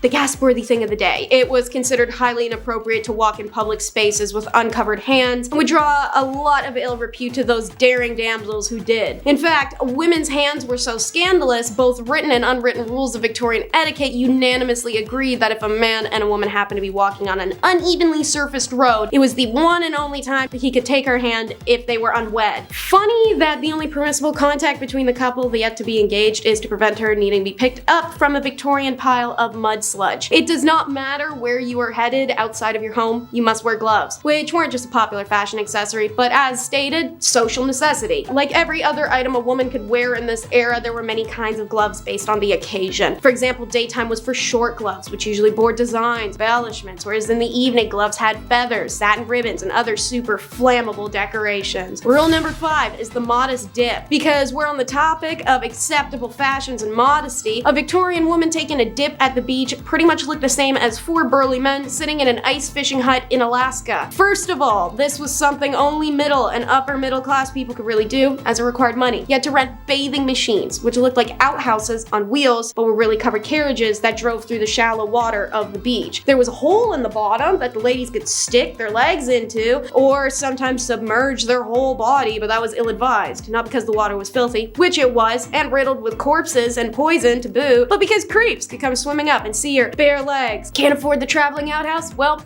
no beach for you. Rule number 4 is wife sales, a real legal way to obtain a divorce in stuffy Christianized England. Divorce was unpopular, detested, and openly deterred in those days. Seeing as you were discouraged from intercourse with your partner, married them when you barely knew them, and could barely spend time alone with one another, it was a pretty popular request. You would have to sit listening to the clock tick and his nose being clogged but him not blowing it for the 444th night in a row while you disassociate staring into a fireplace. What the hell did people expect? Of course you want out. You don't even know his middle name. Attaining a divorce in the early 1900s was an expensive undertaking, however. So, those who couldn't afford the legal fees sometimes sold their wives to the highest bidder. It was often done with the full consent of the wife, who was usually bought by her family, a new lover, or a female friend. It was an amicable way to say, this was a mistake, get out of my house, good luck and prosper. Rule number 3 is no flirting. As stated, you were really not supposed to flirt, and flirting to the Victorians included eye contact, talking to one another, looking at another person, breathing their air, knowing their name. Maybe the last one is dramatic, but you get my point. You wanted someone, you had to wait until you met them 4 or 5 times, then you could look at them, run into them a couple more times, then maybe request a dance at a ball, and you get one of those a couple times, then maybe you get a sit-down chaperone visit, maybe a walk in the park, and a couple more ball dances. Then you can propose. But even then, a Victorian maiden could not be trusted alone with her fiancé lest her dainty, fluttering hand rest on the arm of her antagonist unattended and cause an outburst that would inflame the fiance's uncontrollable base lusts. Even after progressing through several stages of acceptable dating, aka the ball dancing, talking, walking together at a distance, if a man was invited to the woman's home, their acquaintanceship would still have to be under the watchful eye of a chaperone. Single women were never to indulge in behavior with a man that might lead to being kissed or handled in any way. This included strict inspection rules, because I kid you not, men were encouraged to inspect a woman back then. Like many of the stipulations that accompany shipping procedures. How romantic. If a man wanted to admire a necklace, the woman would have to remove it, hand it over for inspection. Under no circumstances was the item to be inspected while she wore it. Now I know where that flirting tactic came from, because guys, y'all love that whole jewelry admiring flirt, and it isn't subtle. And of course, during the chance encounters in one's club or in the park, staring boldly at someone you knew without acknowledging him or her, known as cutting, was the ultimate display of bad flirting manners in Victorian times. Guess they didn't like them bold back then. Rule number 2 is coming out. Not like that. Coming out in Victorian times meant a woman was tired of being in her parents' house, and if she wanted out of it, meant she had to go find a semi-tolerable guy whose house she could move into in return for a cool ring on her left hand. This had to be a whole big announcement, because to attend such events that a woman needed to meet a potential suitor, she required the explicit permission of her mother. Only after stating her intent could the chaperones be organized, because she can't go alone. Think of Bridgerton. Rich families might accompany the announcement with a series of parties or even a royal visit. Middle-class families might hold a celebratory feast. Lower-class families might not formally celebrate the announcement at all. Instead, the young woman just changed her appearance to show availability. This could be putting up her hair, donning a long dress, and accompanying family members to social events like church service, church dinners, festival balls. Coming out was best done during the in-season, a literal term. It meant the 4 months from April to July where the upper-class families up and down the country would send their teenage daughters to London. After flocking there en masse, the upper classes would congregate a series of balls and dances for the purpose of meeting, matching, and reproducing the next generations. At these events, the race was on to find someone with whom to make love. Again, this phrase of whose meaning has changed considerably over time. Making love in the Victorian age meant seeking out someone who might one day come to love you. This was done by eligible bachelors going up to girls' chaperones, giving them a little card, requesting a dance with her. Her dance cards would be stacked in cue order in which the men got their dances, and they were only allowed 3 per woman. End of the night rolls around, and our maiden will choose if she liked a suitor and have her chaperone return the card to indicate, oh yeah buddy, it's on. Rule number 1 is how to travel, aka how not to have fun. Here's your duties when you're traveling as a Victorian lady. Listen up, take notes. Dress appropriately. This is usually a dress similar to the morning gown, lighter and easier to move around in, but most importantly plain and understated with few details. They would accessorize with dark leather gloves, straw bonnet, and of course a travel corset, which was apparently said to be much less restrictive. Pick your seat carefully. It was customary for a woman traveling alone to choose a seat either next to another woman or an elderly gentleman. Women traveling alone were seen as prime targets for pickpocketers and thieves. It was usually only done to poor women without chaperone options, but all women, rich or poor, were instructed to keep only a small amount of customary spending cash on their person and give the bulk of their dough to their driver or escort to keep safe. Speak when spoken to, as only men were allowed to spark conversation with a lady, never the opposite way around. Women were expected to respond politely and accept invitations to the refreshment saloon, even if they didn't want to go. That's because of the next rule. Never ever be rude while traveling, especially alone. It was imperative a woman act with the utmost class, even if being accosted by a persistent male passenger. But make sure you don't pester him. If a woman is traveling with a male companion, it's not appropriate to ask him such questions as, when do we get there? How far is it? You know you're making the wrong turn. Yes, you are. I know you are. I've been this way before. Look, that was the wrong way. How much time do you think that wrong turn added? Do you want to stop and grab something too? Yeah, no, strictly forbidden. Can't do that crap. But don't forget, you're also a babysitter to the because if the lady's male chaperone accidentally wandered into designated female compartments, it was her fault for either inviting him into the quarters or not alerting him of the specialized area. And lastly, while traveling, don't check yourself in. If a journey requires a stop at a hotel along the way, the lady would remain in the carriage while the driver or escort took care of all the room arrangements, likely because it was unheard of for a woman to make such a decision on her own. Number 10, mummy unwrapping parties. This is, pretty disgusting right off the hop. During the Victorian era, there was a fascination with ancient Egypt and the practice of mummification, because they didn't have Netflix back then, so people gathered to do this. Mummy unwrapping parties were a popular social event where wealthy individuals, they would purchase well, mummies, and then gather with their friends and family to unwrap them, just slowly unwrapping a person. That's disgusting. These events were often held in the privacy of their own homes or museums and were viewed as a form of entertainment and education. Both, no. Definitely not for both. Guests would gather around the unwrapped mummy to inspect and marvel at the preserved body. However, these events were controversial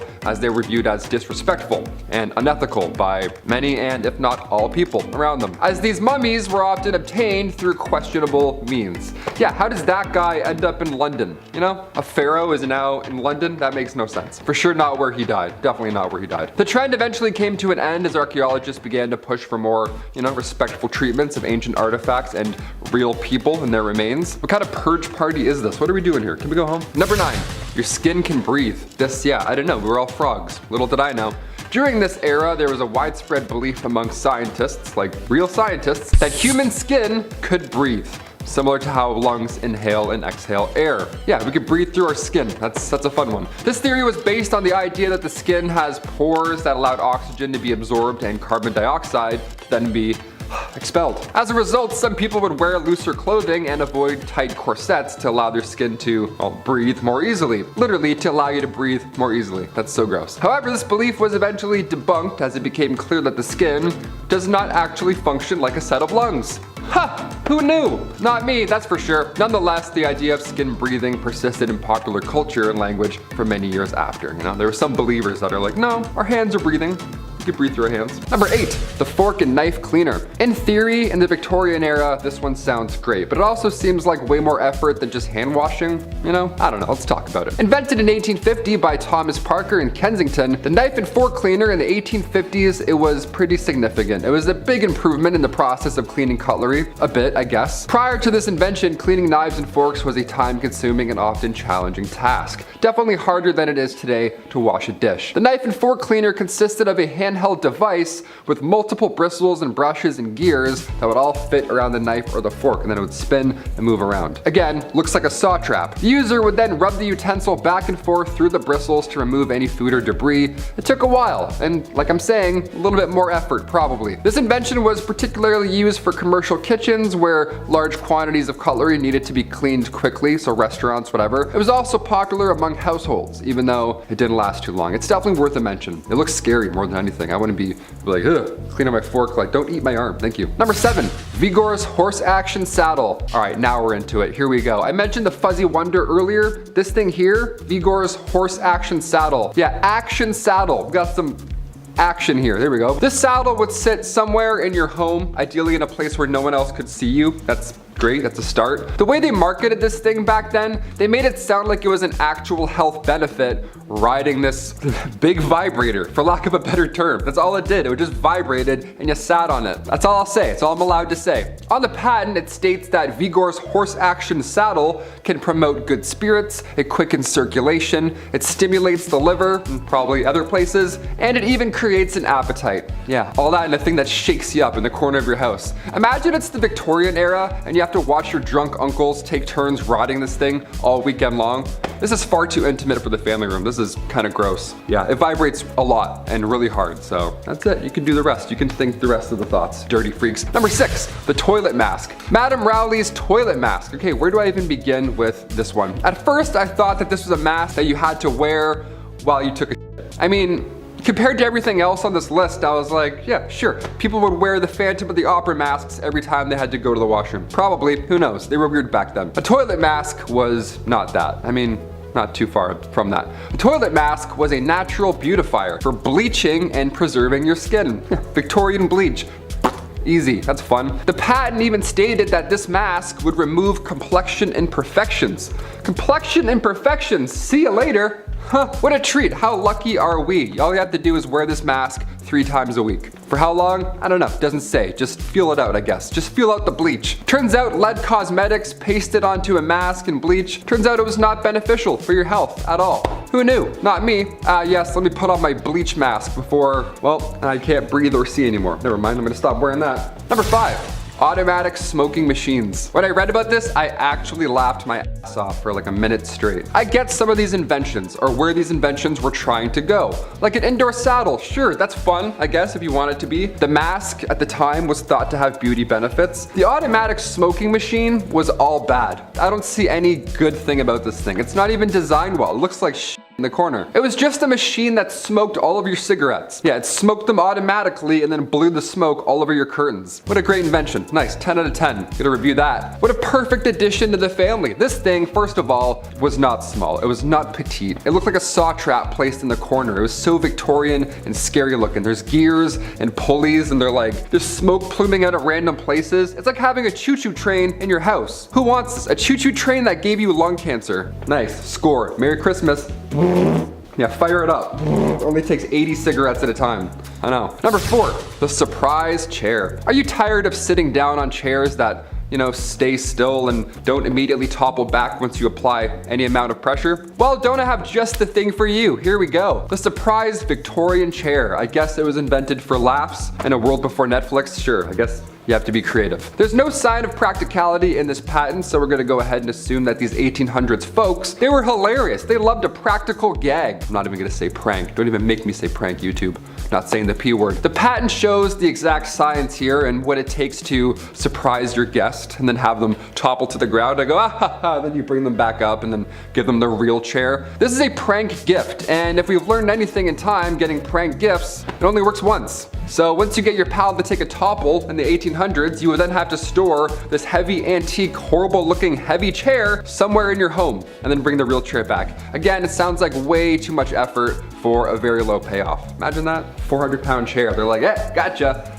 All right, who next? Number 3, toilet troubles. Now, the Victorian era, it was unsanitary to say the least, sure, but it was also dangerous in ways that you wouldn't expect. Some random poo-poo signs coming out of you. One of the greatest Victorian inventions was the bathroom. I love this one, it's great. Now, it took a few tries to figure out the whole methane gas problem, but we did it. Yeah, spontaneous combustion of the bathroom was weirdly common in the V era. Flammable gases like methane and hydrogen sulfide, well, they built up over time with human waste, and more human waste, and just, well, so much and gases, it built up in the sewers and eventually it backed up into our homes. Next thing you know, you're lighting a candle and then your bathroom's gone and you're gone and there's everywhere and it's the Victorian era and you're like, what do I even do right now? What just happened? What science was that? Number 2, the wave rockin' bath. Seaside at home, let's do it. Are you tired of regular bathtubs that are stationary, relaxing, and don't soak your entire floor in minutes? Well, the Niagara wave rockin' bath washes all that away. Yep, see you later.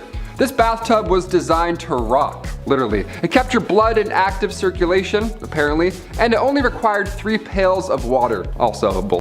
The patent promised the fullest illusion of a sea or a river bath, whilst promising absolutely no water will splash on the floor. Yeah, good joke. No way that's gonna happen. And it didn't happen because that's way too good to work out. Imagine having this now growing up. Are you kidding me? My mom would be yelling at me to clean up the floor immediately. I already made enough splashes with just a stationary bathtub. I don't want a rocking bathtub. I'm trying to rinse my hair. I'm like, this sucks. Shit everywhere. It's so stupid. Just doing this is so stupid. Looking at lights. Finally, number 1, beauty patches.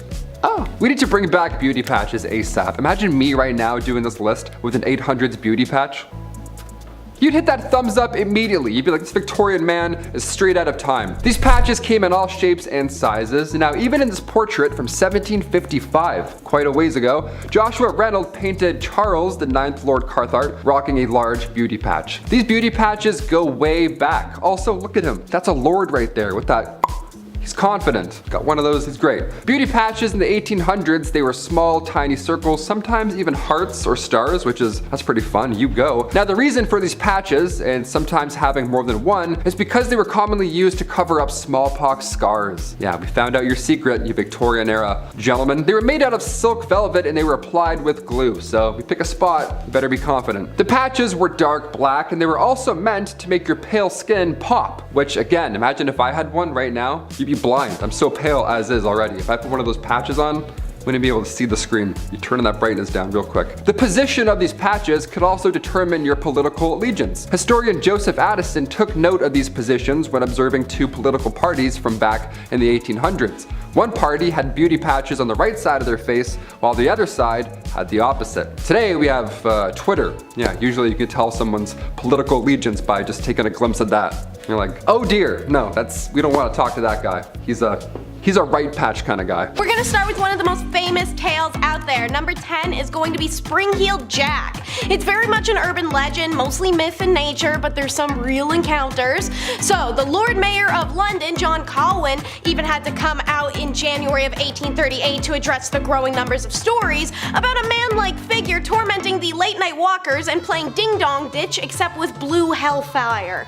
While there are scattered accounts of Jack, there's really only two that have any real basis, and the first of which is Jane Alsop, who answered her doorbell in 1838 to a man yelling that they'd caught Spring-Heeled Jack and they needed assistance. When she opened her door, the man there blew blue fire at her while he shredded her clothing and skin with claws made of metal. Jane's sister intervenes and the attacker flees. Just days later, another attack takes place in a different part of London. Lucy Scales was walking with her sister when a shadowy man jumped out and also allegedly blew blue fire in her face, causing her to have a seizure. While many of the initial reports of Jack's attacks took place in outlying hamlets and villages, both the Alsop and the Scales case took place closer to the city and received a great deal more attention, stroking the fires of Spring-Heeled Jack's legend.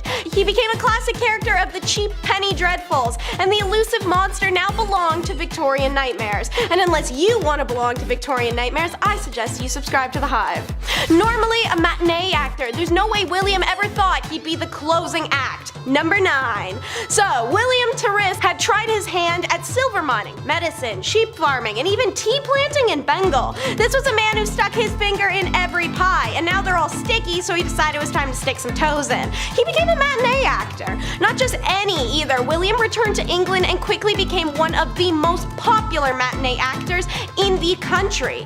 But for fellow actor Richard Archer Prince, Terriss was a hindrance and a rival, and many accounts state he was not rocking a full set mentally. So it's in December of 1897 that Prince had tucked himself into a dark corner in Maiden Lane by the stage's back passage, waiting for Terriss to arrive. When he does, Prince shoves a dagger through the man, and Terriss is carried into the theater by other actors, only to die 20 minutes later in the arms of his distraught leading lady, Jessie Millward, as he uttered his final prophetic words, "I will come back."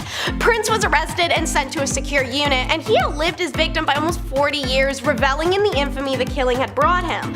Alarmingly though, it seems Terriss was right, because it's not long after his death that ghostly occurrences began at the theater, ones that still gather tourists there to this day. Actors began hearing the strange tapping noises coming from the dressing room once used by him, and the sounds of unexplained footsteps also backstage. From time to time, the appearance of strange glowing lights or orbs are seen, and even the appearance of a human form floating above the stage area. Nowadays, staff say his spirit lingers mostly around the Covent Garden Underground station near the theater, where his favorite bakery used to be. Number 8. Jane Toppin. Take a trip with me to Boston. We can see Bunker Hill, Old North Church, and Faneuil Hall. Ooh, cool. We could also visit a very nice nurse from the 1880s who was taking care of the elderly. Jolly Jane, as she became to be known, was a nurse who took care of the elderly. And by take care, I mean the same way you took care of your first hamster. Yeah, not so great, was it? Now, how did he know that? I know. She would dose up the old geezers with a healthy Keith Richards-sized dose of morphine. Yeah! There's only so much rock stars that can handle that level of rock and roll. And guys, Grandma and Grandpa, they're not one of them. They can't handle that kind of stuff. After that, she would lay down with them and just like chill with the body, because that's what you do. Ugh. Before she was caught, there was an estimated 31 grandmas and grandpas not at the dinner table after having her as a nurse. I'm just gonna lay down right beside you. It's gonna be great. Just gonna lay down. Number 7, Typhoid Mary. My mom wasn't the best cook on planet Earth, but God willing she tried. You know, she really put in a lot of work. Excuse the meme here, but she makes a mean spaghetti though. God, I love mom's spaghetti. I really do. And her cookies. Oh, she makes the best cookies. Everyone should agree with me in the comments section so I can show my mom and tell her she hasn't made cookies in a while. Tell my mom to make some cookies. It's time she makes cookies, man. They're so freaking good. They're the best on earth, I swear. Well, my mother is okay. She doesn't make up the Gordon Ramsay standards. But that's okay because no matter how well Typhoid Mary made the lamb sauce, it was always gonna make people green. As Typhoid Mary was an asymptomatic carrier of typhoid fever. Yes, that's what we're talking about, Typhoid Mary. Crazy enough, after she found out that she was asymptomatic with typhoid, she insisted upon cooking. She kept going, which got more people sick. Surprise. She was forcibly quarantined multiple times in her life. You can't make this stuff up. Please stop cooking, you're sick. I'm gonna do what I want, you can't tell me what to do. Number 6, Belle Starr. You know, for those who enjoy adult entertainment, her name kind of sounds like it came from there, right? Anyway, she was a cowgirl and outlaw in the 1880s and in the Lone Star State. She was married to an Indian and oftentimes as a couple would offer help to other outlaws needing refuge at their ranch. In 1883, her and her husband were caught trying to steal a horse. Very RDR of them. And spent time in the old slammer. They continued their outlaw ways until it all went Dutch Vanderland, meaning it didn't go very well. One day, like any other good western, a stranger had come to the ranch, kind of out of nowhere, and gave Belle Starr a taste of the law. Just happened to be with a big iron. To this day, nobody knows what happened, who the stranger was, or why she was bang bang. No one knows. No one. It's crazy. There should be a movie about that. Big iron on his hip, all fancy anyway. Number 5, Mary Surratt. I actually didn't know this one, but perhaps maybe our American audience remembers. Some will recall a time when America was divided in twain. After all, a house divided amongst itself cannot stand. A certain top-hatted bearded president did his best to restore the Union. It took a lot of years and lives, but he managed to do it. However, some were still not pleased. A one John Wilkes Booth, to be specific, had to ask the president a leaded question, if you catch my drift. Well, after assassinating one of the most beloved presidents in American history, he needed to hide. You gotta hide after that. And Mary Surratt was the woman who'd let him hide. So I think aiding and abetting, as well as harboring the most wanted man in America at the time, counts as scandalous. She also had some other anti-union behavior as well. That's not good. Naughty, not very nice. Number 4, Lizzie Borden. Lizzie Borden took an axe, gave her mother 40 whacks. When she saw what she had done, she gave her father 41. Isn't that nice? Oh boy. Yes, that's right, the late 1800s teenage daughter who maybe perhaps pulled an O.J. Simpson. Nah, we're not sure, I don't know. Maybe she did not sort of brutally unalive her families. No one else was found at the scene, and then she was acquitted. That sounds just like OJ. Which, given how women were treated back in the day, is kind of strange because it just feels like women who are clearly not guilty were punished for stuff they didn't do, and women who are for sure guilty get off free. Her alibi was that she was in the barn when it happened, and then she walked into the house and Mom and Dad, what's going on here? Let me just wash off my bloody shorts here. What? Who did that? What? That's crazy. Number 3, Mary Ann Cotton. Marriage can be tough, sure, but Mary Ann Cotton is the reason today you can't collect on life insurance when your spouse mysteriously, get your finger quotes out, mysteriously passes away.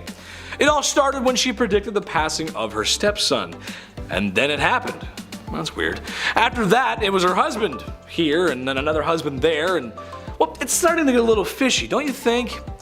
Well, once these unexpected passings were looked into, they all had something in common, something in their tummies. Arsenic. Yes, she was getting rid of her husbands and then trying to claim the insurance money. Evil, but ahead of her time, like 50 years ahead of her time. That's insurance fraud. That's interesting. Well, it's also like cold-blooded, calculated unaliving, you know, but insurance fraud too. Number 2, Tilly Kilmick. Okay, how about a literal psychic who knew when all of our late husbands were going to pass? In the late Victorian era, Tilly Kilmick was first found predicting the passing of scruffy wild dogs in the ghettos of Chicago. It's kind of a weird thing to say, like, yeah, see that dog? That dog's not gonna make it. The dog? No, he's not gonna make it. Anyway, somehow she always knew when they were going to expire. Then it was her late husband of 29 years. That's kind of strange, 29 years, and he ends up, that's weird. After cashing the insurance money, which she got immediately, she started dating immediately, where oblivious man after man kept passing, and very shortly after she married more and more. Well, she was a regular Mary Ann Cotton, to say the least, as she too was using arsenic on her husbands to collect insurance money. She eventually was arrested, and her stipulation for being in prison was that she was not allowed to cook for anyone. I think that's fair. That's good. Don't let her cook. That's a good idea. Number 1, ladies of the evening. Love them, hate them, or spend a lot of money on them in Vegas. That's Las Vegas, baby. The era was defined by them, especially in London. Whoo, baby. I mean, at night you really couldn't walk anywhere without a fair lass daintily waving her hand in hopes of luring in a customer, which wasn't really an issue given that bedroom-related sicknesses were at an all-time high.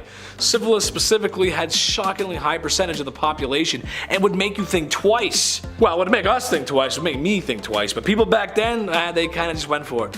Right, is something wrong with you, love? I don't care, let's go anyway. Number 10, train engine cleaner. Ever wanted to get inside a small hole in the engine of a train and shovel out the coal that was left in there? Ever wanted to go underneath a train where you can't fully stand up in the middle of the night and rake out a dusty ash pan, getting all kinds of ash and stuff in your mouth? Perfect!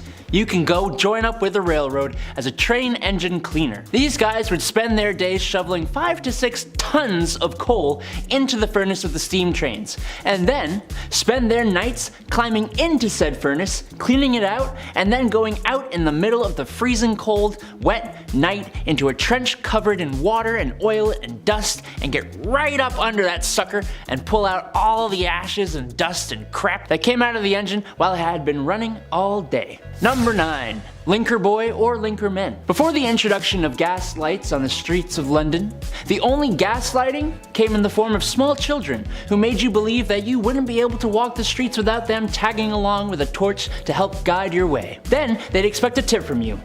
Oh, rascals. They weren't so bad. They were generally pretty helpful in getting you from point A to point B while being able to see one foot in front of the other. And their charge was usually just 1 farthing, or the equivalent of a quarter. The linker boy, like a lot of the jobs on this list, was actually featured in a lot of art and literature from the time, and there were even some rather infamous ones, like Lawrence Casey, who was the personal linker boy for the courtesan Betty Careless. Oi! Where you going, mate? You forgot to like and subscribe to the channel. Oh, and while I've got your attention, why not take a little peek over at our Facebook, where you'll find behind the scenes content. Get on with it! Alright, bloody hell. For number 8, keep it straight because you might be seeing double. Doppelganger sightings have been reported throughout history in endless locations, whether ancient Egyptians, the Meshikas, or in Victorian England. Consensus is they are a horrible omen. In his biography, The Life of Dr. John Donne, English writer Isaac Walton shares a highly disputed account of poet John Donne and his wife's doppelganger. One night in 1612, while staying in Paris, Donne was discovered in a hysteria by his friend. "I have seen a dreadful vision since I saw you. I have seen my dear wife pass twice by me through this room, with her hair hanging about her shoulders and death in her arms." Donne reportedly had said to his witness, "I cannot be sure that I now live, then I have not slept since I last saw you, and I am sure that at her second appearing she stopped and looked me in the face and vanished."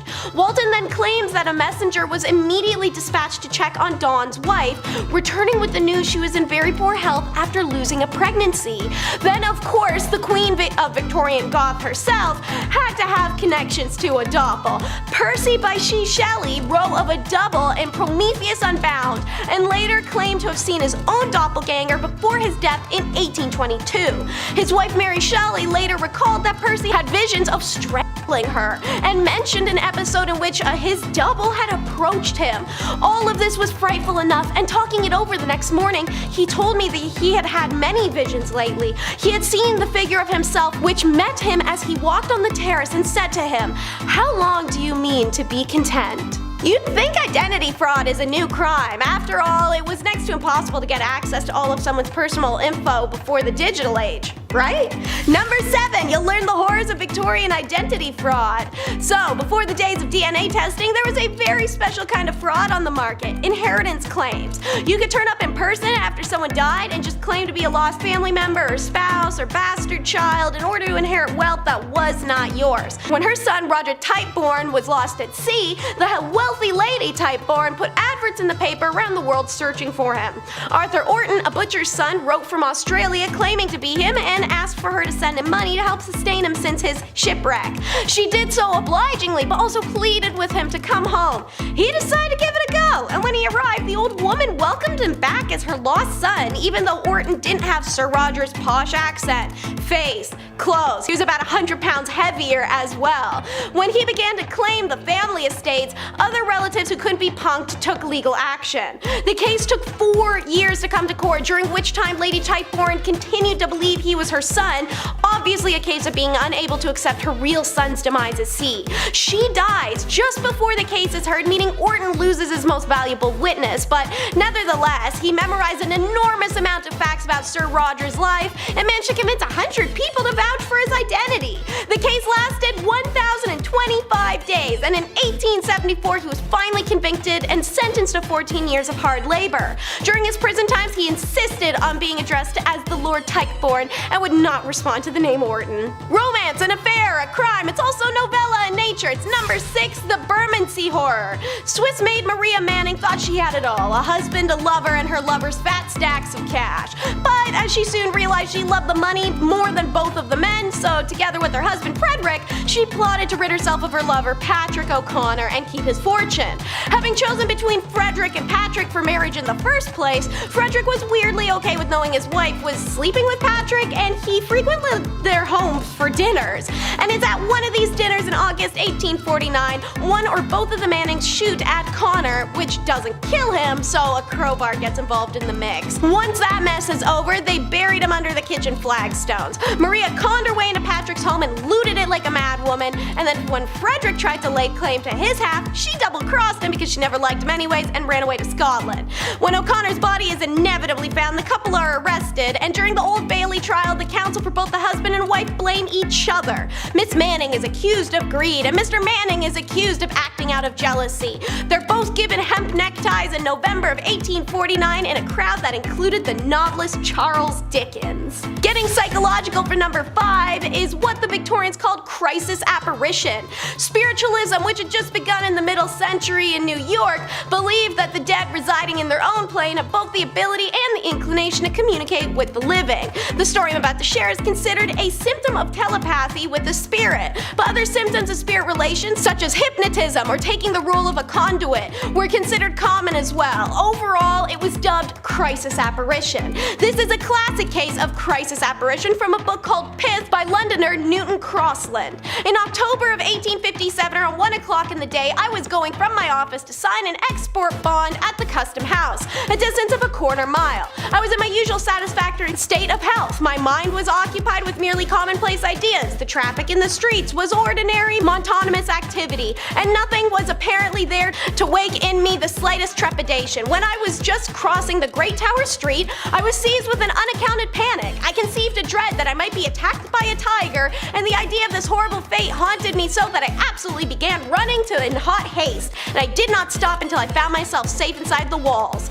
Newton goes on to chastise himself and think he's a fool. He can't shake the extreme levels of adrenaline and anxiety, especially given he's freaking out over a tiger attack in London. None of it makes sense. But the next morning, he's horrified to see in the newspaper. To my utter astonishment, I read that at precisely the same time I felt the crazy fear, a tiger had escaped its cage, and while it was being conveyed from the London docks, seriously injured too, and about a mile as a crow flies from the spot where I was passing. You can actually find the passage in the Times newspaper published October 27, 1857 that confirms that tiger story. Pretty creepy cool, right?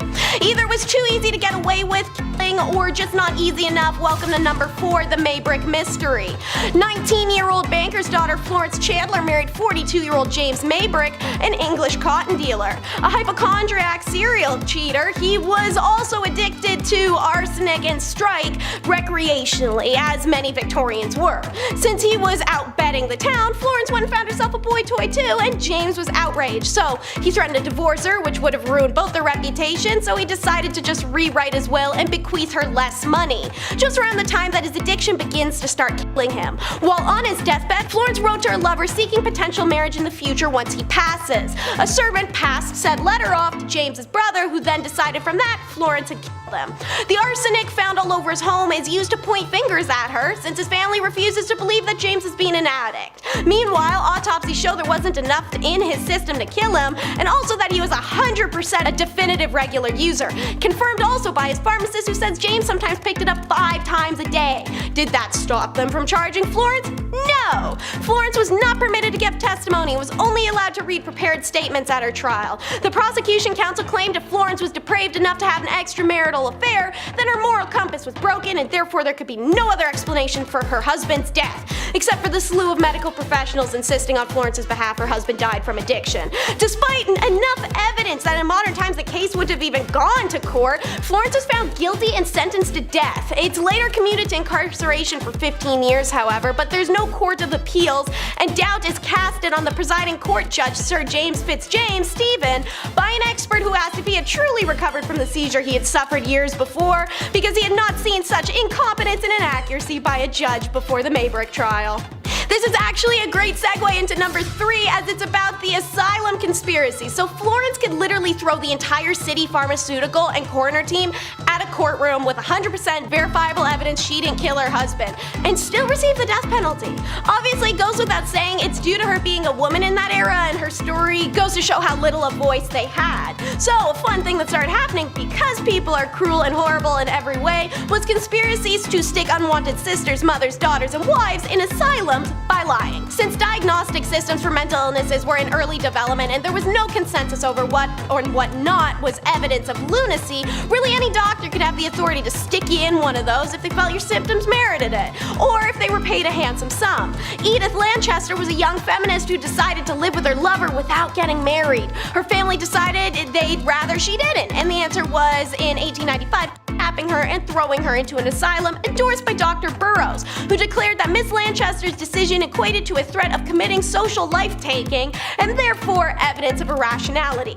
Lucky for her, the lunacy commissioners came in to inspect the asylum 2 days later and they freed her. Louisa Bailey was working at Bournemouth store in 1896 when, after a party with colleagues, she's visited by a regular customer, Miss Digby, who spots an open bottle of brandy in the room and decides Bailey must be an alcoholic, convinces authorities, and forcefully admits her to an asylum for 11 months until she escapes. Can't have a little fun without an abode for love. This cult comes in at number 2. The Victorians have a bit of a reputation as being at least slightly repressed. You know, the whole men need to save their essence thing mixed with the whole ladies' hysteria being solved with some magic touch thing. So you can only imagine how people must have reacted when a crazy free love cult popped up in 1846. It was founded by Henry Prince, a one-time clergyman who started recruiting followers, mostly rich, unmarried women, by convincing them to donate all their cash to him so he could build what was called the Abode of Love. According to the Telegraph, that abode was a group of cottages protected by a 12-foot wall with full privacy, meant to be a connection with nature in the gardens of life.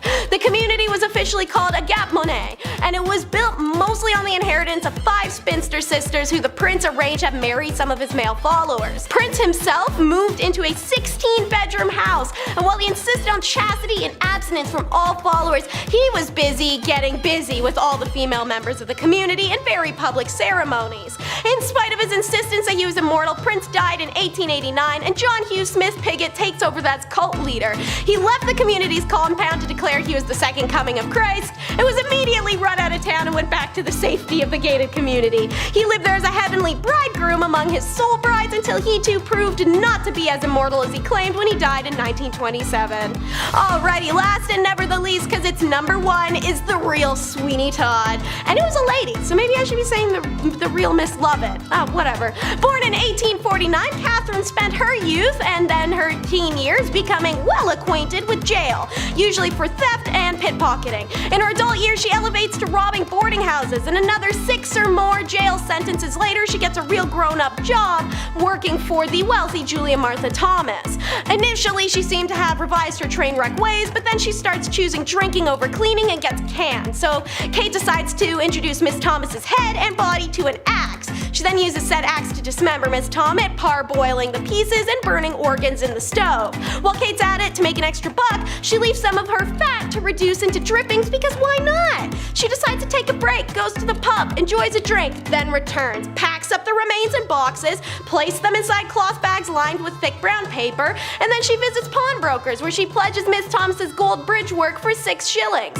This success deserved a drink or two. Kate goes to the pub, gets drunk. Kate, now calling herself Miss Thomas, starts selling off the furniture. She asked a family she knew, the Porters, if they suggested anyone, and they said a man named John Church might be interested. So Kate, Henry, and his son Robert set out to visit John Church. They made their way home by way of several pubs, and while visiting each, Kate tried to and did sell some of the jars of the best dripping, which was reduced body fat of Miss Thomas. She also used each spot to dispose of some of Miss Thomas's limbs, the last being Richmond Bridge, which punctuated with a large splash. A couple minutes later, Kate reappeared from the fog and said to Henry, well, that's over. Fishermen found that box the next day. John Church arrived at Vine Cottages that next day and bought the things he was supposed to. A neighbor calls the police, and who do you know it? They show up. Kate does manage to escape and goes to Ireland, but she's retrieved by them and sent back to England where she's tried for her horrendous crime. Number 10, Queen Victoria. It's all Blighty herself, Her Royal Majesty and Queen of the British Empire. Queen Victoria. She's responsible for a lot of things, including a nice long holiday in the summer where dads get to be irresponsible with fireworks. Nice.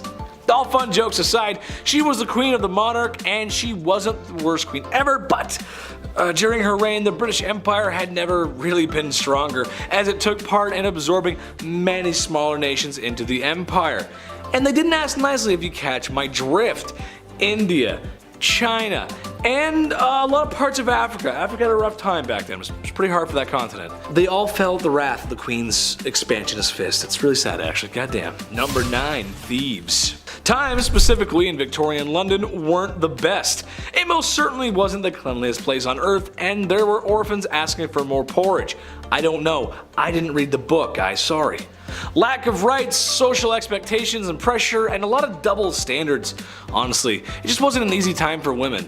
Well, it shouldn't really come as a surprise, but thievery and pickpocketing were often done even by women though. I mean, what choice do you have at that point? The idea of ladies was so ladylike or elegant that it wasn't possible, or at least people thought it wasn't possible, that they could be criminals. What a backhanded compliment. Well, a woman a criminal? I certainly don't think so, sir. It's not possible. It's very possible. There are tons of thieves and pickpockets. That's just ridiculous. Number 8, knock her up. No, not like that. God. Look, I despise my alarm clock. It wakes me out of my deeply deserved beauty sleep at 6 a.m. every weekday morning. Now take the alarm clock and assign that job to a real person.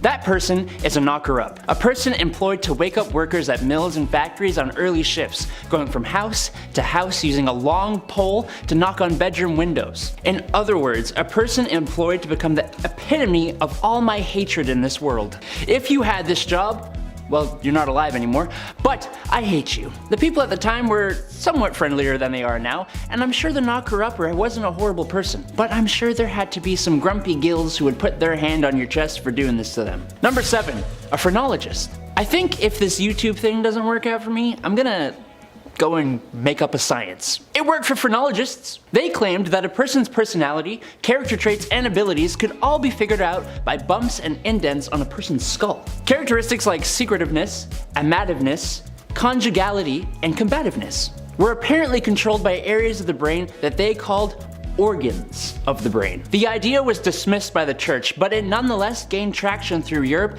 and was really popular in the States. The idea that you could modify these organs through self-control and practice sounded really good to self-help gurus at the time, if only it was real. Number 6, a dog whipper. Looking for someone who absolutely despises dogs and doesn't mind being despised by the rest of us. Otherwise known as a dog whipper. Back in the day, huntsmen would often hunt foxes and nail their tails to church doors, which would attract dogs of the streets. You'd also have churchgoers who would bring their dogs with them to church. These dogs were not allowed in though, so they'd all have to wait outside. You know how dogs are though. They didn't just sit there waiting patiently. I'm sure some good boys and girls did, but more often than not they'd be playing and sometimes fighting, disrupting the church services. Enter the dog whipper, who was armed with tongs to grab a dog and remove it from the church grounds, and a whip that would be used on the loudest of the poor pooches. Number 5. A rat catcher. I know this will make a few of you out there squirm in your seats. Rats in Victorian England were a massive problem. They were everywhere. Every nook and cranny of your house, from the basement to the pipes. There was even an account of them spilling over from royal parks. So of course, where there is a problem, there is a job. Rat catchers were pretty famous throughout the Victorian era and were highly praised in society, but the job wasn't too glamorous. You'd be going into the dark, dirty places where rats would make their homes and catching and often killing thousands of rats a year. Often rat catchers would use other animals like dogs and ferrets to help them hunt down the rats too. I don't know though, it's gonna be me. Number 4, an upright worker. Upright workers, otherwise known as chimney sweeps, actually started off being children as young as the age of 4. The smaller size of the little kiddos was perfect for fitting inside and climbing up and down chimneys. The little suckers would rub their elbows and knees up against the brick of the chimney so much that they would be scraped raw before callousing. Isn't that lovely? No, it's not. It's horrible. Some children were deliberately underfed to keep them small enough to do the job. Some of them would get permanent lung damage from the dust and smut and smoke from the chimney. Some kids even got stuck in the chimneys. Thank the Lord they eventually passed a law that would make it illegal for anyone under the age of 21 to be a chimney sweep. But even then, 'tis not a profession many would like to have. Number 3, matchstick makers. The idea of a lighter wasn't really a big thing in the Victorian era. They definitely existed, as the first one was invented in 1823, but it was not exactly a portable thing. So matches were your match. The first match was invented in 1805, but it sucked. The first friction-activated match came about in 1826, and they were made with white phosphorus, which is extremely toxic. But they didn't have machines to make these matches. No, it was actually mainly done by teenage girls. And in the worst of conditions too. Forget protective gear. Oh, you want to take your lunch break away from the highly toxic white phosphorus? Oh no. That's right. These girls would have to eat their lunch at their workstations, meaning they would end up ingesting the white phosphorus. Yes, my favorite seasoning. Number 2.